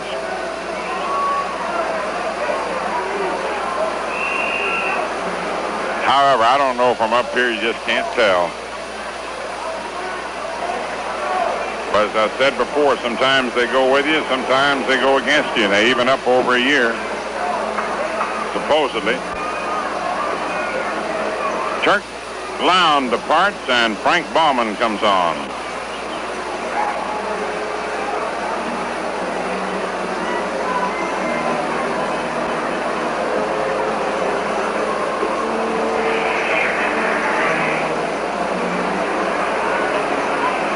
Tony Kubek, who has been hitless, the first man to come up.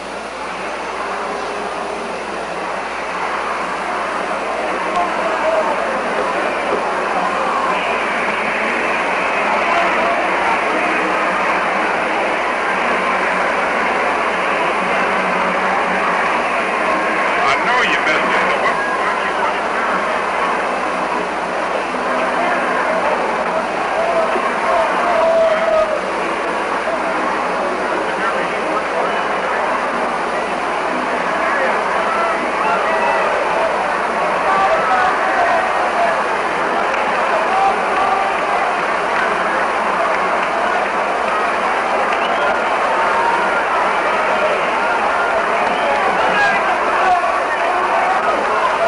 Bauman ready to pitch to Kubek.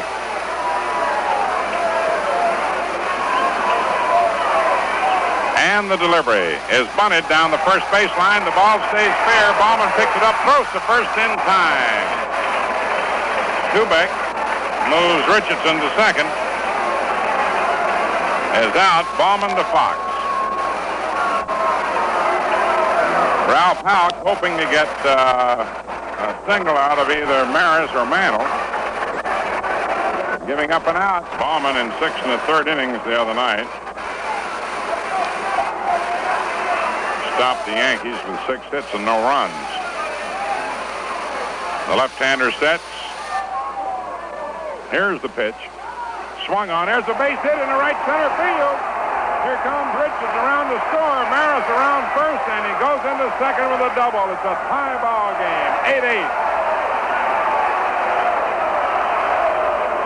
Roger Maris rocks the double to right center, driving in his 84th run and gives him a double, triple, and homer.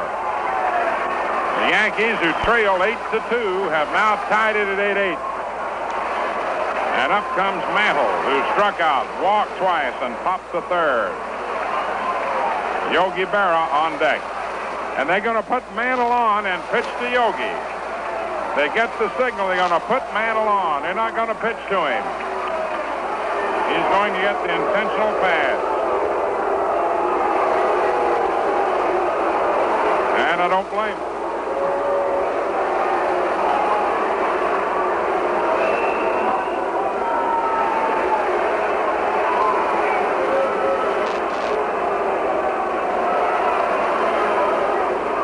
So Mickey gets the intentional walk.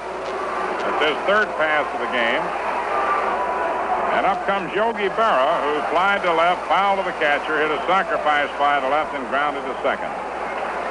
Yogi has not been on his feet at bat in the last few games. He's been pulling a few ground balls, but mainly been making him hit the left. He's not hit the ball sharply.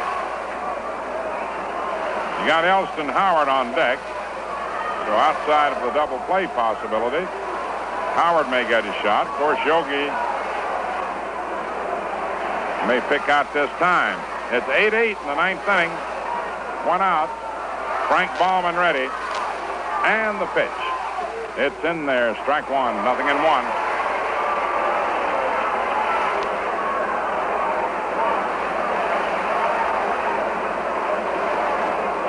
Arroyo warming up.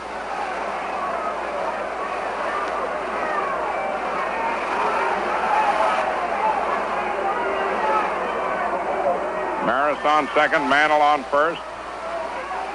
Bauman ready. Here's the pitch, and Yogi takes it low. Ball 1, 1-1.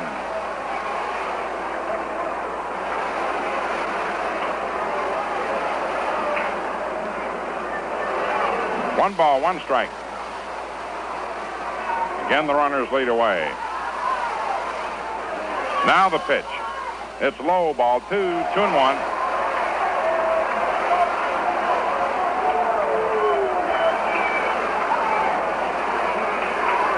You know, that was a good pickup of that ball by Landis, by the way, of Maris's in the right center.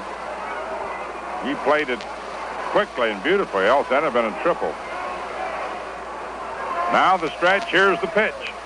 High, ball 3, 3-1. Warren Hacker's in the bullpen for the White Sox. Maris on second, Mantle on first with 1 out. 2 in, 8-8, 9th inning. Bauman ready. Here's the pitch. And it's low outside, ball 4, and the bases are loaded, and out of the dugout is Al Lopez. Yogi walks. Maris moves to third, Mantle to second. And with Howard due up, chances are you'll get Warren Hacker. And that's who it's going to be. Bauman came in and got 1 out. Kubek, who deliberately sacrificed the tying run in the scoring position. Pitched the third of an inning, allowed one hit, walked two, one of them intentionally.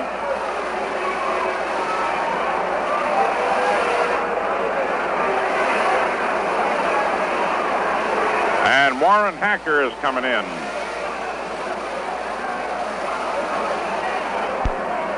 With the screwball and the knuckler. And Howard is the batter.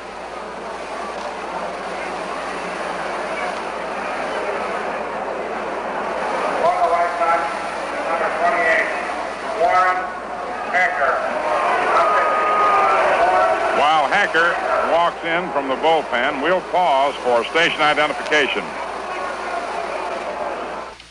Yankee baseball comes your way through the courtesy of Ballantine Beer and Ale and the Atlantic Refining Company, and through the facilities of Quality Modern WOKO 1460 radio here in the capital city of Albany, New York. Warren Hacker coming in. He relieved against New York on the 13th, went 2 innings, allowed 3 hits and 2 runs.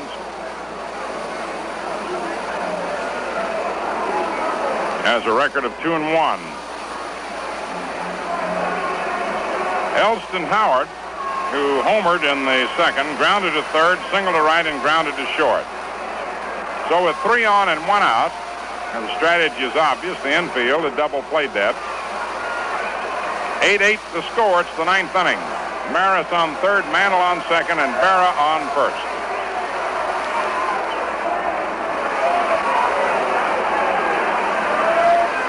Veteran Warren Hacker ready to work. 3 men lead away, the windup and the pitch. Swung on and missed, strike 1.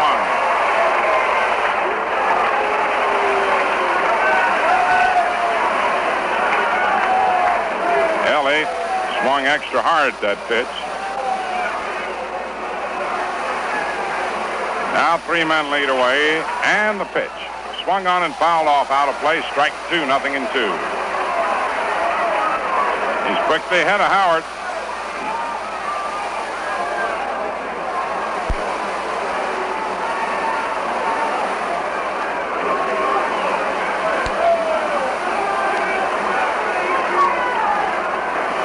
He's liable to catch that knuckleball here now. It's on the way, and it just misses. Ball 1, 1-2. And Lawler steps back to ask Stevens if that wasn't close. And Johnny said, it sure was. And it was. 1 ball, 2 strikes.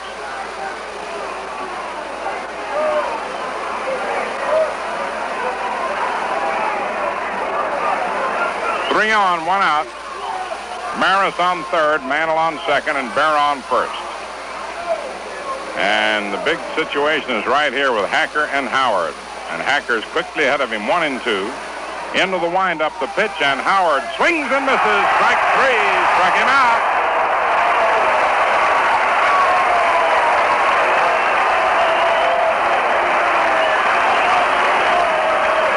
That was the big man.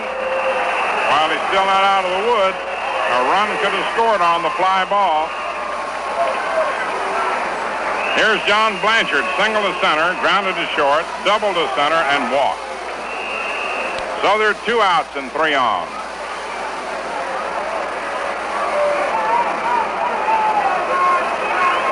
Eight the score, 9th inning. Hacker to the windup, and the pitch to Blanchard. Swung on to high foul, out of play, strike 1. 0-1. Warren Hacker disposing of Elston Howard for the lead run, in position to come home on a fly ball of any proportions. Ellie's trying to overpower the ball.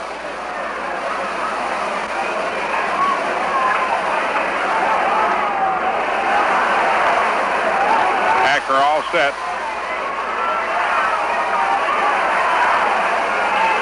Two outs now in the 9th. The windup, here's the pitch. Swung on, there's a line drive to deep right. Smitty going back, and it's he got the ball. What a great catch by Al Smith.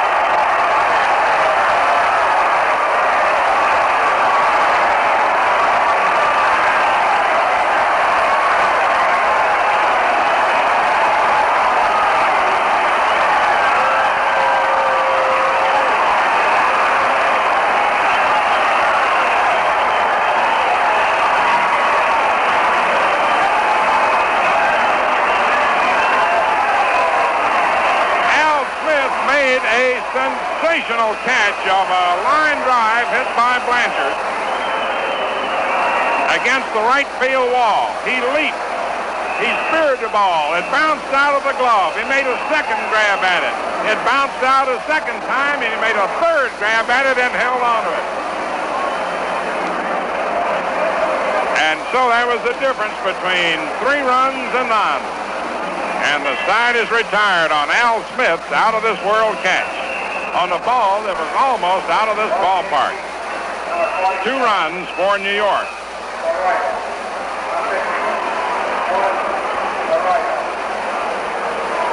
Two hits, 2 runs, 2 hits, no errors, and 3 big ones left on. Luis Arroyo will be coming in to pitch. The score at the end of 8.5 innings, the Yankees 8, the White Sox 8.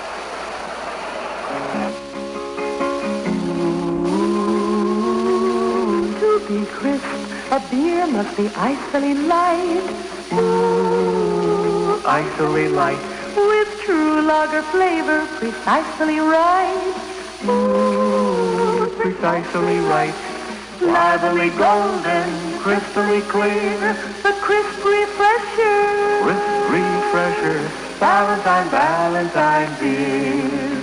Pleasure is the purpose of the crisp refresher. Your first swallow and everyone to follow is light and crisp and golden. So pour pleasure. Pour today's Valentine. So clap your hands, tap your feet, snap your fingers, and ask the man for Valentine, the crisp refresher, Valentine beer. Since 1840, America's finest.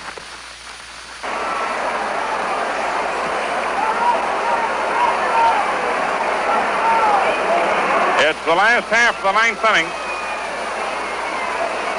Al Smith, the man who made the game-saving catch for the White Sox. That ball didn't miss a foot of being a grand slammer. He leaped, speared it, played tag with it twice, and on the 3rd go-around, he hung on to it. And Smitty leads off in the 9th. The man makes a great catch, and the field is usually the first man up. And Luis Arroyo has come in to work. 8 all, and the pitch. It's in there for a strike. Minnie Minoso on deck and Sherman Lawler to follow. So now the sudden death situation.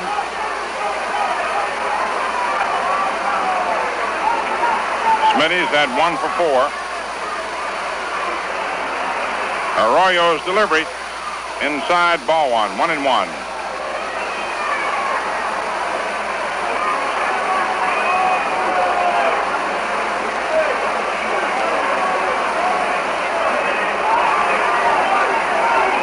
A heart-stopping play all the way.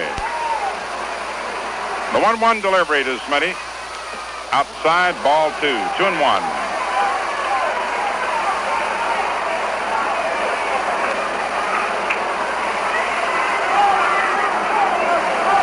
Two balls, 1 strike.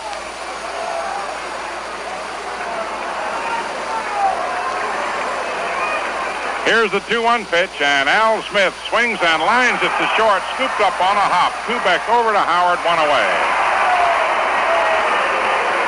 Now Minnie Minoso. Foul to first, homered, line to left, and fly to right.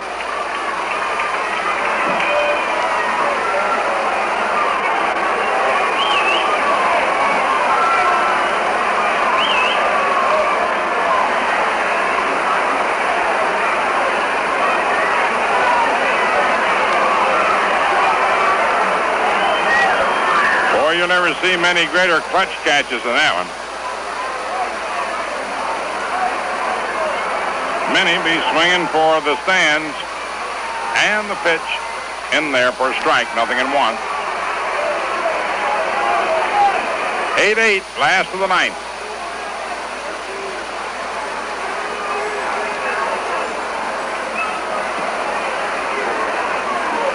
No balls, 1 strike.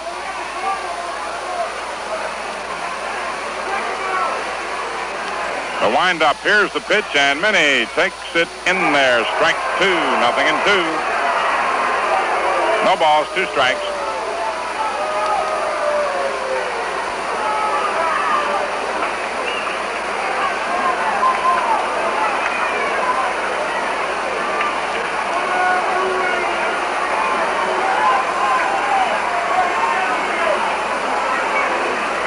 Last of the 9th, the windup by Arroyo. Here's the pitch, and Manoso swings and misses. Strike 3. There are 2 away. The ball is dropped by Blanchard, threw down to Howard, and up comes Sherman Lawler, who homered in the 2nd inning, walked in the 4th, singled to left in the 5th, and doubled to right in the 7th. 3 for 3.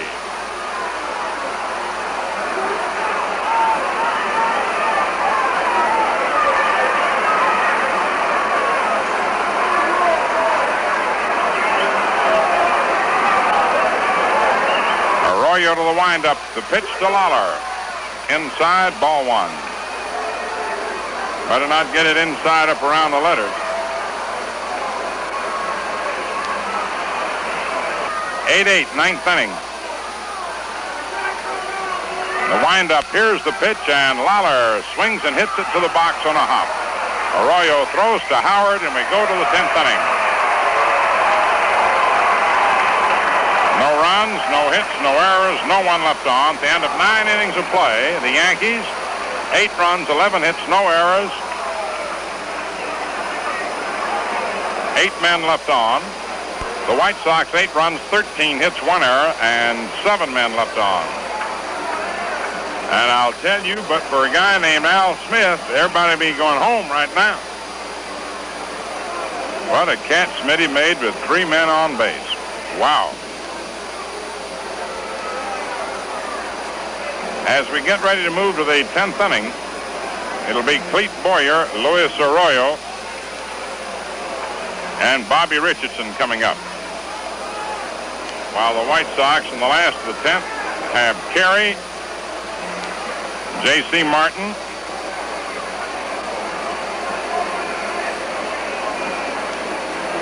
and Hacker scheduled. Roy Sievers is available, among others. Clete Boyer leading off in the 10th inning. Single to left, grounded to third, hit into a fielder's choice play on a grounder to short and struck out. So the issue now, decision-wise, is up to Hacker and Arroyo. Coates was in position to have been charged with a loss to the 9th inning, and Herbert could have been the winner. The pitch is high and away. Ball 1 to Clete Boyer.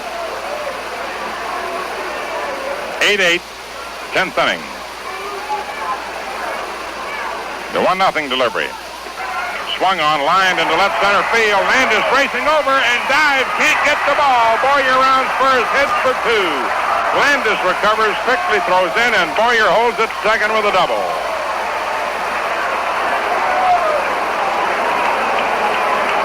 Jim Landis made a spectacular try for that ball. Now, Ralph Houck talks to Luis Arroyo. Is going up. Objective. Sacrifice. Now we'll watch how the defense plays it. Naturally, time's call for a moment. Wally Moses giving Boyer his regulation cap. Bobby Richardson on deck. J.C. Martin moves in. Of course, Carey is in.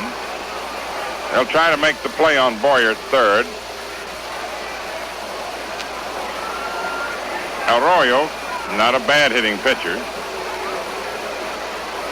although he's had only 2 for 12.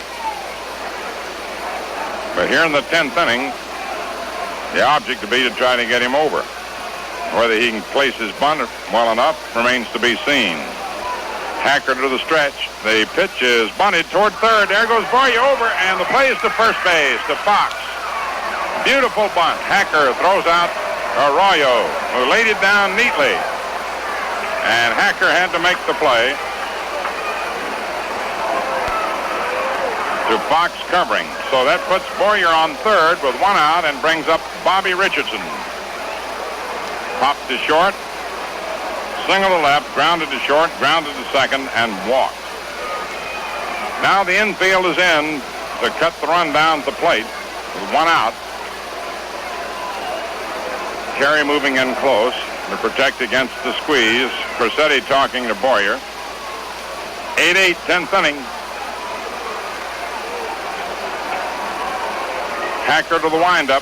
The pitch to Bobby, swung on and popped up. There goes Foxy back out, still going, and Aparicio makes the catch, and Boyer has to hold at third. So they're two away. Bobby Richardson, with the infield in, popped it up, out into very short center to the right of second base. Aparicio raced back and caught it. Once again, for one of a fly ball, as in the ninth inning when Howard struck out. And it's two out now, and Kubek up. Fly to center and left center. Foul to the catcher. Fly to center and sacrificed.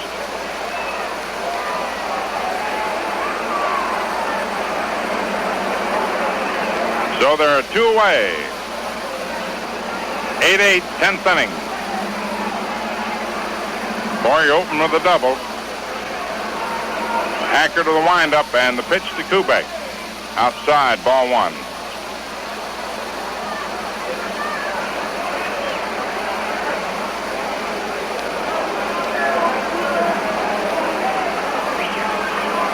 Now the windup, the pitch, swung on, lined into center field for a base hit, scoring Boyer. And the Yankees go ahead 9-8 as Tony Kubek rips the single to center. And out of the dugout now is Al Lopez. As Kubek rips the single to center to drive in his 28th run. And with Maris coming up, Larson in the bullpen. Lopez said, give me the ball, and it's going to be Big Don coming in. Warren Hacker.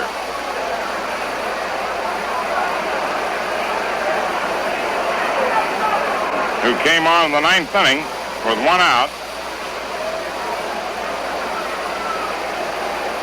Pitched an inning and a third. Giving up 2 hits and 1 run. Don Larson will be making his 18th appearance of the year. He won 3 and lost 1.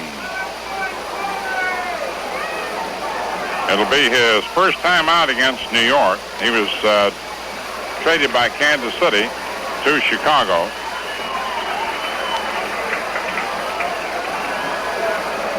In June.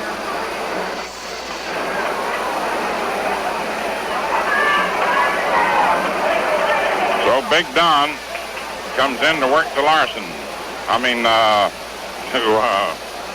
Maris. Who has had quite a day. After popping his short, hit his 35th homer. Then he tripled to right center, he grounded to second, and doubled to center. Driven in 2 runs.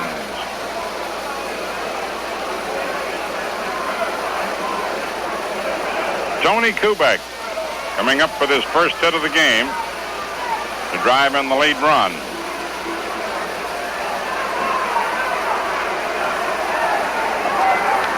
Yankees surely will have to contend with Roy Siebers in the last of the 10th, most likely.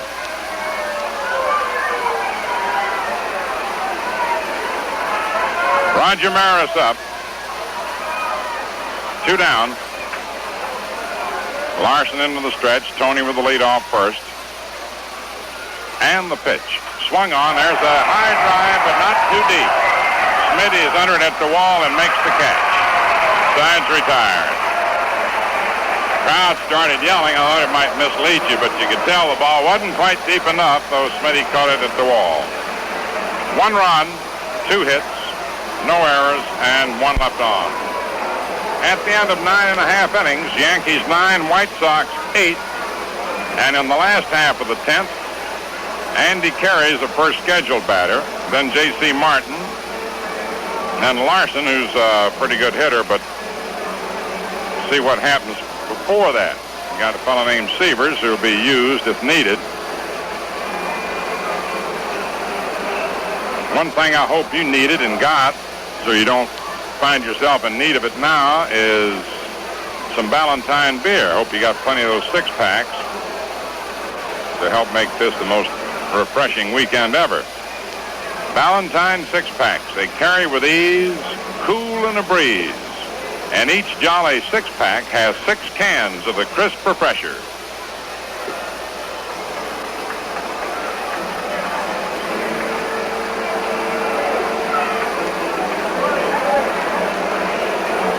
In the last of the 10th, that's Andy Carey leading off. Andy walked, tripled to right center, lined to second, and popped to first.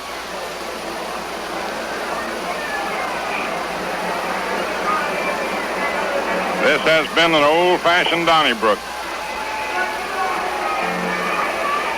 And it figures to be more of the same yet. Andy steps up. Luis Arroyo. Ready to work. Swings to the windup, and the pitch to Carey is low and inside, ball 1. 1 ball, no strikes.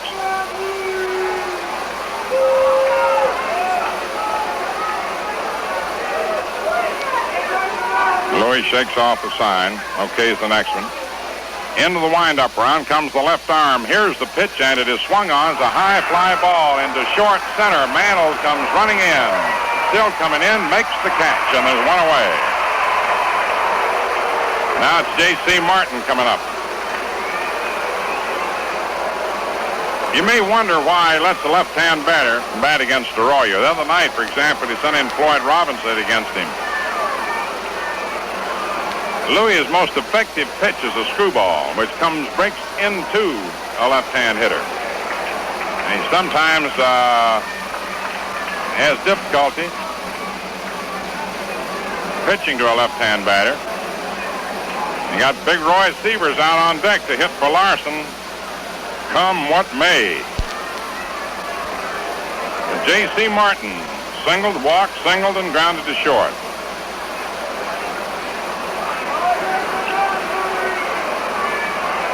Nine-8 New York, 10th inning.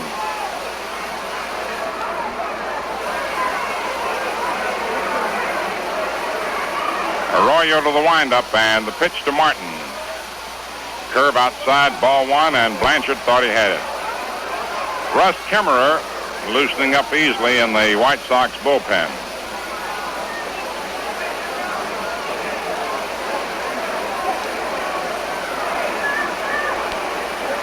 These are the kind of games in which folks earn their pay. On and off the field. The 1-0 delivery.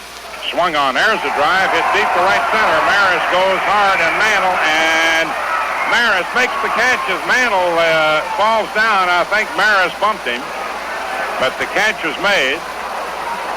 But they're all right, and they're 2 away. Well, they were both digging for that ball. And here's Roy Sievers.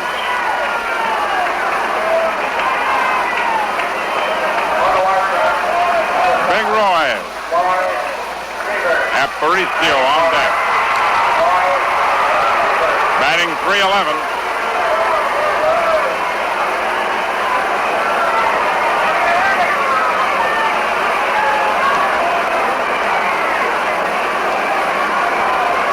Arroyo goes to the windup. Here's the pitch. Swung on and fouled off on the ground to the left of the plate. Strike 1.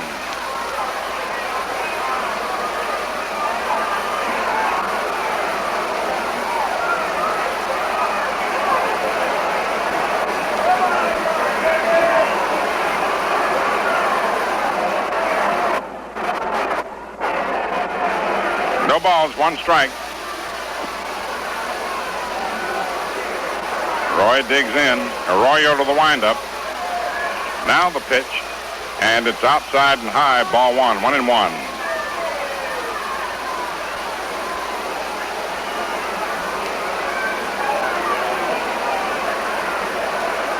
1 ball, 1 strike.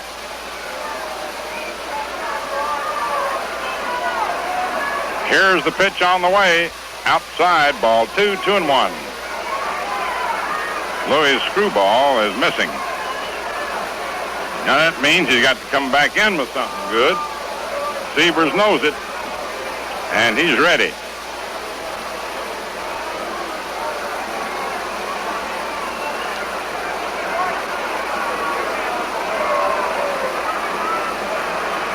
Two balls, 1 strike. The wind-up, around comes the left arm, the pitch. Outside, ball 3, 3-1.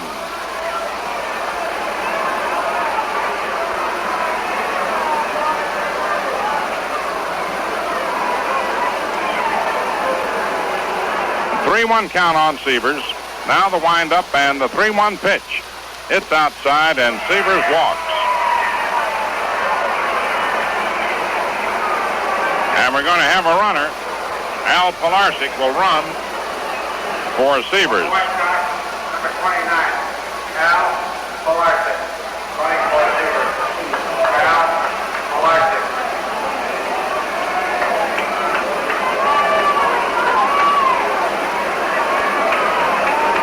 Luis Aparicio grounded to second, popped to second, grounded to short, fly to center, and walk.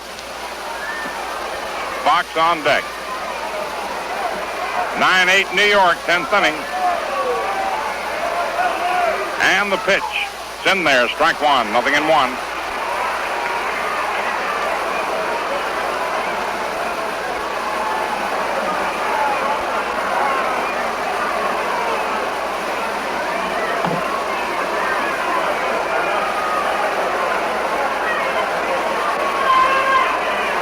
Pilarczyk with good speed on first. Arroyo to the stretch.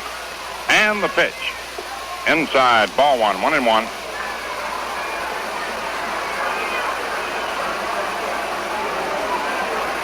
I was going to get a manicure Monday, but I don't need to now. 1 ball, 1 strike. Aparicio sets, delivers. It's outsider Arroyo. Ball 2. 2-1 to Aparicio.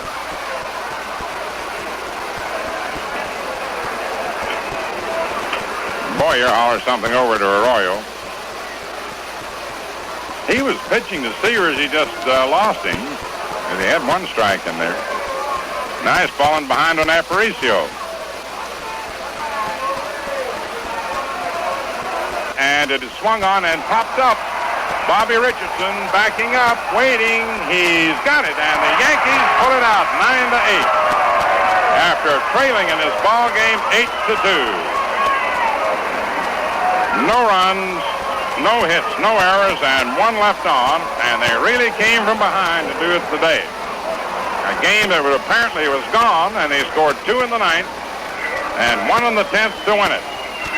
With a winning pitcher, Luis Arroyo. His 4th wins against 3 losses. The losing pitcher, Warren Hacker, 2-2. And thus the Yankees remain in first place by 3 percentage points over Detroit. They won 5 extra inning games and lost 2. Against Chicago now, they're 5-3 on the season. And for those of you who tuned in late, the Yankees with Ray Herbert and Ralph Terry, the starting pitchers, took a lead on a home run by Howard in the 2nd inning, which was matched by a homer by Lawler in the last of the 2nd. The Yankees went ahead 2-1 in the 3rd on a homer by Roger Maris, his 35th of the season, that put him 20 games ahead of Bruce the record. And then the last of the 3rd, the White Sox tied it up on a homer by Herbert. Then came the 4th inning when Jim Coates came on to pitch after having relieved Terry in the 3rd. Manosa homered, Lawler walked, Terry tripled. 2 runs were in. Martin walked. Then came a force-outed 2nd, and the 3rd run in the inning walked as the Yankees scored, rather. The Yankees missed the double play at first by Hare. Fox walked, and Landis hit a 3-run homer, and it became 8-2 Chicago. And then in the 6th inning, the Yankees knocked out Ray Herbert. Maris tripled, Mantle walked, Berra's sacrifice fly got Maris home. Howard singled, and Blanchard's double got both Mantle and Howard home. And then a base hit by Lopez pinch hitting got Blanchard home, and that made it 8-6. Meantime, Lown had relieved Herbert, and Bauman had relieved Lown in the ninth when Bob Serve greeted Lown with a pinch hit homer on his first pitch. It was his 11th major league pinch hit homer, putting him in a tie for second place for all-time pinch hit homers.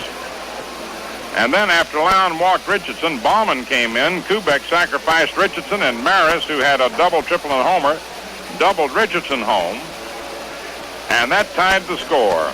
They walked Mantle on purpose, Berra unintentionally.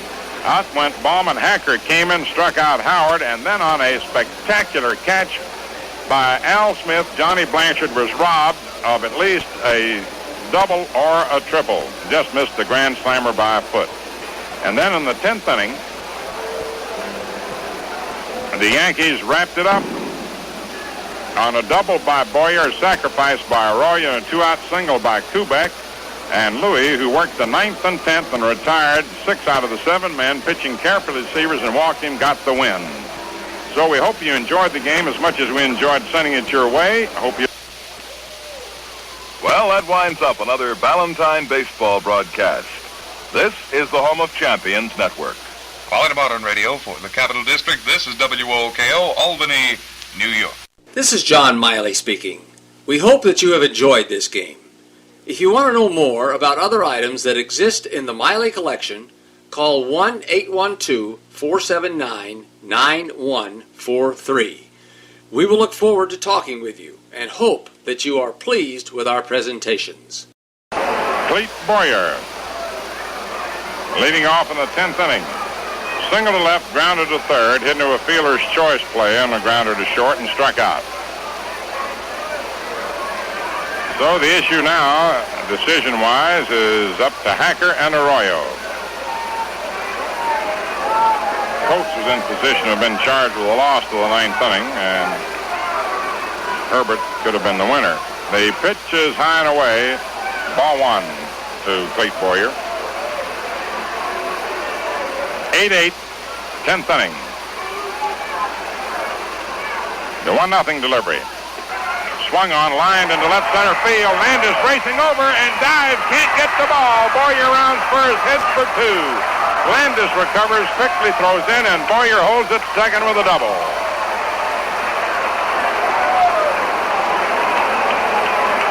Jim Landis made a spectacular try for that ball. Now Ralph Houck talks to Luis Arroyo. Is going up. Objective. Sacrifice. Now we'll watch how the defense plays it. Naturally, time's call for a moment. Wally Moses giving Boyer his regulation cap. Bobby Richardson on deck. J.C. Martin moves in. Of course, Carey is in. They'll try to make the play on Boyer at third. Arroyo, not a bad hitting pitcher, although he's had only 2 for 12. But here in the 10th inning, the object will be to try to get him over. Whether he can place his bunt well enough remains to be seen. Hacker to the stretch. The pitch is bunted toward third. There goes Boyer over, and the play is to first base, to Fox. Beautiful bunt. Hacker throws out Arroyo, who laid it down neatly. And Hacker had to make the play. To Fox covering. So that puts Boyer on third with 1 out and brings up Bobby Richardson. Popped to short. Single to left, grounded to short, grounded to second, and walked. Now the infield is in to cut the run down at the plate with 1 out. Carey moving in close to protect against the squeeze. Crosetti talking to Boyer. 8-8, 10th inning. Hacker to the windup. The pitch to Bobby, swung on and popped up. There goes Foxy back out, still going, and Aparicio makes the catch, and Boyer has to hold at third. So they're two away. Bobby Richardson, with the infield in, popped it up out into very short center to the right of second base. Aparicio raced back and caught it. Once again, for one of a fly ball, as in the ninth inning when Howard struck out. And it's two out now, and Kubek up. Fly to center and left center. Foul to the catcher. Fly to center and sacrificed.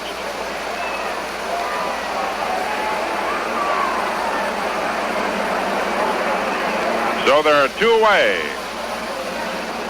8-8, 10th inning. Boyer opened with a double.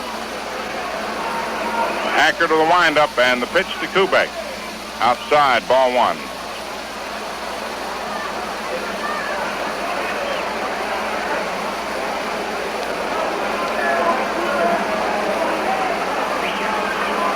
Now the windup, the pitch. Swung on, lined into center field for a base hit, scoring Boyer.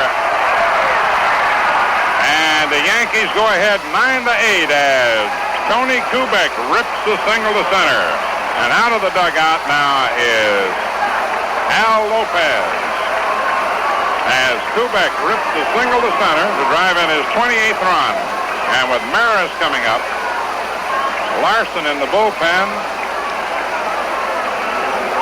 Lopez said, give me the ball, and it's going to be Big Don coming in. Warren Hacker.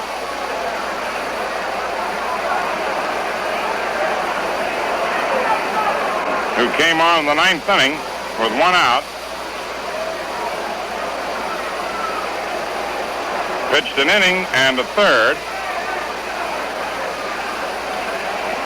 Giving up 2 hits and 1 run. Don Larson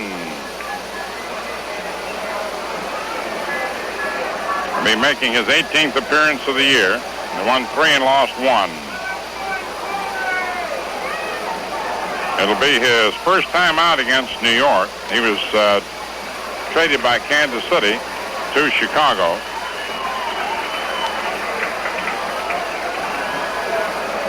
In June.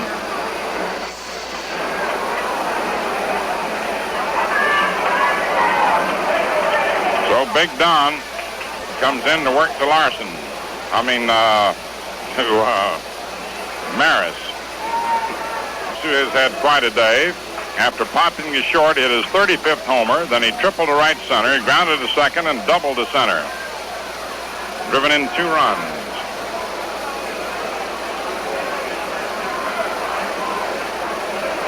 Tony Kubek coming up with his first hit of the game to drive in the lead run.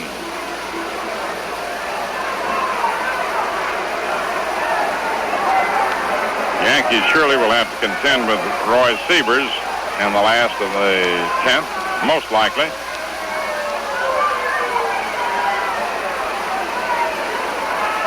Roger Maris up. 2 down. Larson into the stretch. Tony with the lead off first. And the pitch. Swung on. There's a high drive, but not too deep. Smitty is under it at the wall and makes the catch. Sides retired. Crowd started yelling. I thought it might mislead you, but you could tell the ball wasn't quite deep enough, though Smitty caught it at the wall. 1 run, 2 hits, no errors, and 1 left on. At the end of 9.5 innings, Yankees 9, White Sox 8. And in the last half of the 10th, Andy Carey's the first scheduled batter, then J.C. Martin, and Larson, who's a pretty good hitter, but see what happens before that.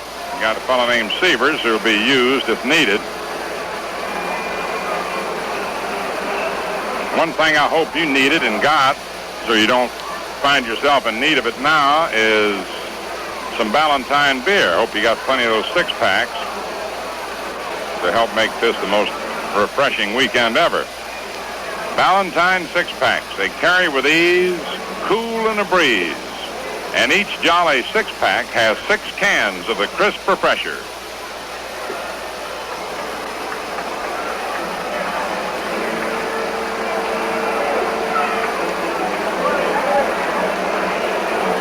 In the last of the 10th, it's Andy Carey leading off. Andy walked, tripled to right center, lined to second, and popped to first.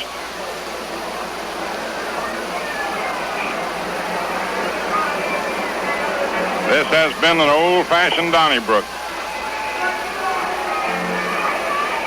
And it figures to be more of the same yet. Andy steps up. Luis Arroyo. Ready to work. Swings to the windup, and the pitch to Carey is low and inside, ball one. 1 ball, no strikes.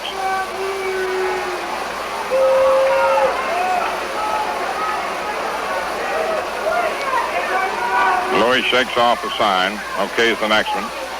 Into the windup round comes the left arm. Here's the pitch, and it is swung on. It's a high fly ball into short center. Mantle comes running in. Still coming in, makes the catch, and there's one away. Now it's J.C. Martin coming up. You may wonder why he lets the left-hand batter bat against Arroyo. The other night, for example, he sent in Floyd Robinson against him. Louis' most effective pitch is a screwball, which breaks into a left-hand hitter. And he sometimes has difficulty pitching to a left-hand batter.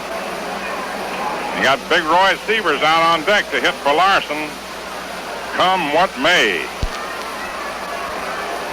J.C. Martin singled, walked, singled, and grounded to short.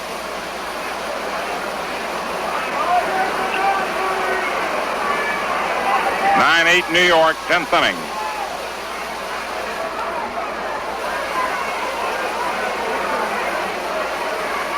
Arroyo to the windup, and the pitch to Martin. Curve outside, ball one, and Blanchard thought he had it.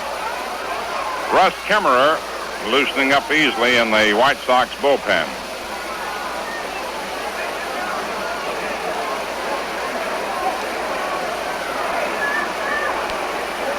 These are the kind of games in which folks earn their pay. On and off the field. The 1-0 delivery. Swung on. There's a drive. Hit deep to right center. Maris goes hard, and Mantle, and Maris makes the catch as Mantle falls down. I think Maris bumped him, but the catch was made. But they're all right, and they're 2 away. Well, they were both digging for that ball. And here's Roy Sievers.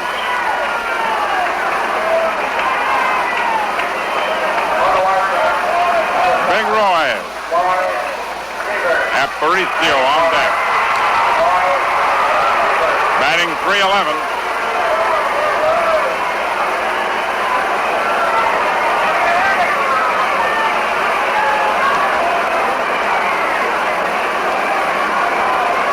Arroyo goes to the windup. Here's the pitch. Swung on and fouled off on the ground to the left of the plate. Strike one.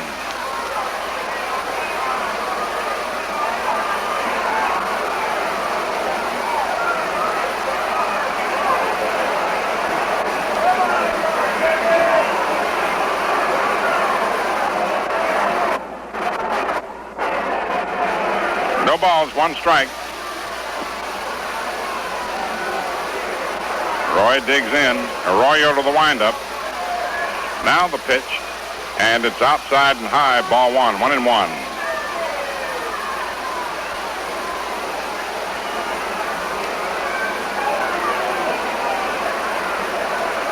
One ball, 1 strike.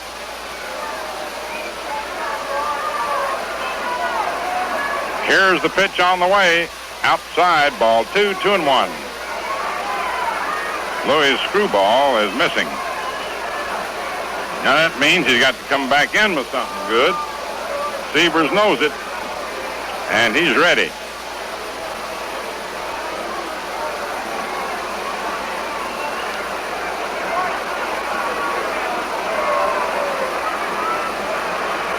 Two balls, 1 strike. The wind-up round comes the left arm, the pitch. Outside, ball 3. 3-1.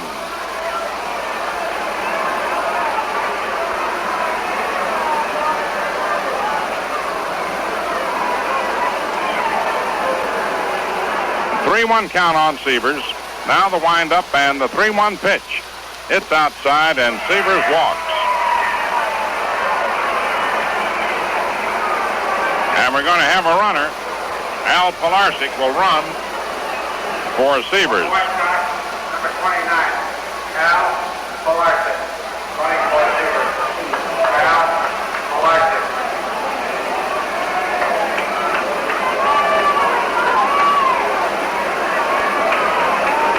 Luis Aparicio grounded to second, popped to second, grounded to short, fly to center, and walk. Fox on deck. 9-8 New York, 10th inning. And the pitch. It's in there, strike one, nothing in one.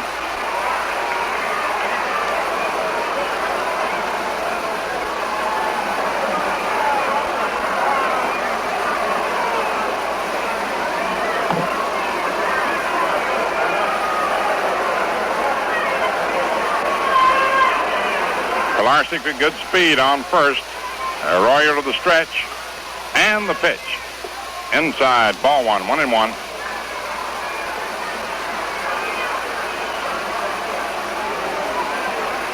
I was going to get a manicure Monday, but I don't need to now. 1 ball, 1 strike. Aparicio sets, delivers.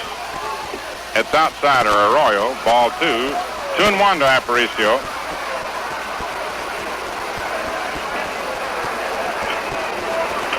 Boyer hollers something over to Arroyo. He was pitching to Sears. He just lost him. And he had 1 strike in there. Nice falling behind on Aparicio. And it is swung on and popped up. Bobby Richardson backing up, waiting. He's got it, and the Yankees pull it out 9-8. After trailing in this ball game 8-2.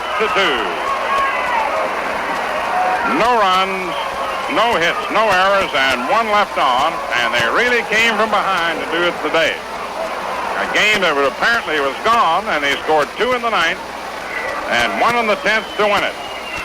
With a winning pitcher, Luis Arroyo. His 4th wins against 3 losses. The losing pitcher, Warren Hacker, 2-2. And thus the Yankees remain in first place by 3 percentage points over Detroit. They won 5 extra inning games and lost 2.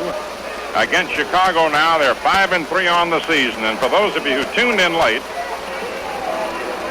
the Yankees with Ray Herbert and Ralph Terry, the starting pitchers, took a lead on a home run by Howard in the 2nd inning, which was matched by a homer by Lawler in the last of the 2nd. The Yankees went ahead 2-1 in the 3rd on a homer by Roger Maris, his 35th of the season, that put him 20 games ahead of Bruce the record.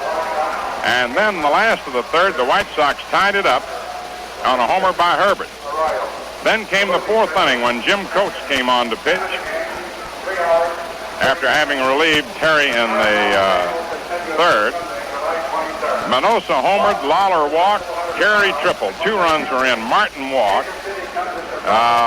Then came a force-outed 2nd, and the 3rd run in the inning walked as the Yankees scored rather. The Yankees missed the double play at first by Hare. Fox walked, and Landis hit a 3-run homer, and it became 8-2 Chicago. And then in the 6th inning, the Yankees knocked out Ray Herbert. Maris tripled, Mantle walked. Barra sacrifice fly got Maris home. Howard singled, and Blanchard's double got both Mantle and Howard home. And then a base hit by Lopez pinch hitting got Blanchard home, and that made it 8-6. Meantime, Lown had relieved Herbert, and Baumann had relieved Lown in the 9th when Bob Cerv greeted Lown with a pinch hit homer on his first pitch. It was his 11th major league pinch hit homer, putting him in a tie for 2nd place for all-time pinch hit homers. And then after Lown walked Richardson, Baumann came in. Kubek sacrificed Richardson, and Maris, who had a double, triple, and homer, doubled Richardson home. And that tied the score. They walked Mantle on purpose, Barra unintentionally, Out went Bauman. Hacker came in, struck out Howard, and then on a spectacular catch by Al Smith, Johnny Blanchard was robbed of at least a double or a triple. Just missed the grand slammer by a foot. And then in the 10th inning,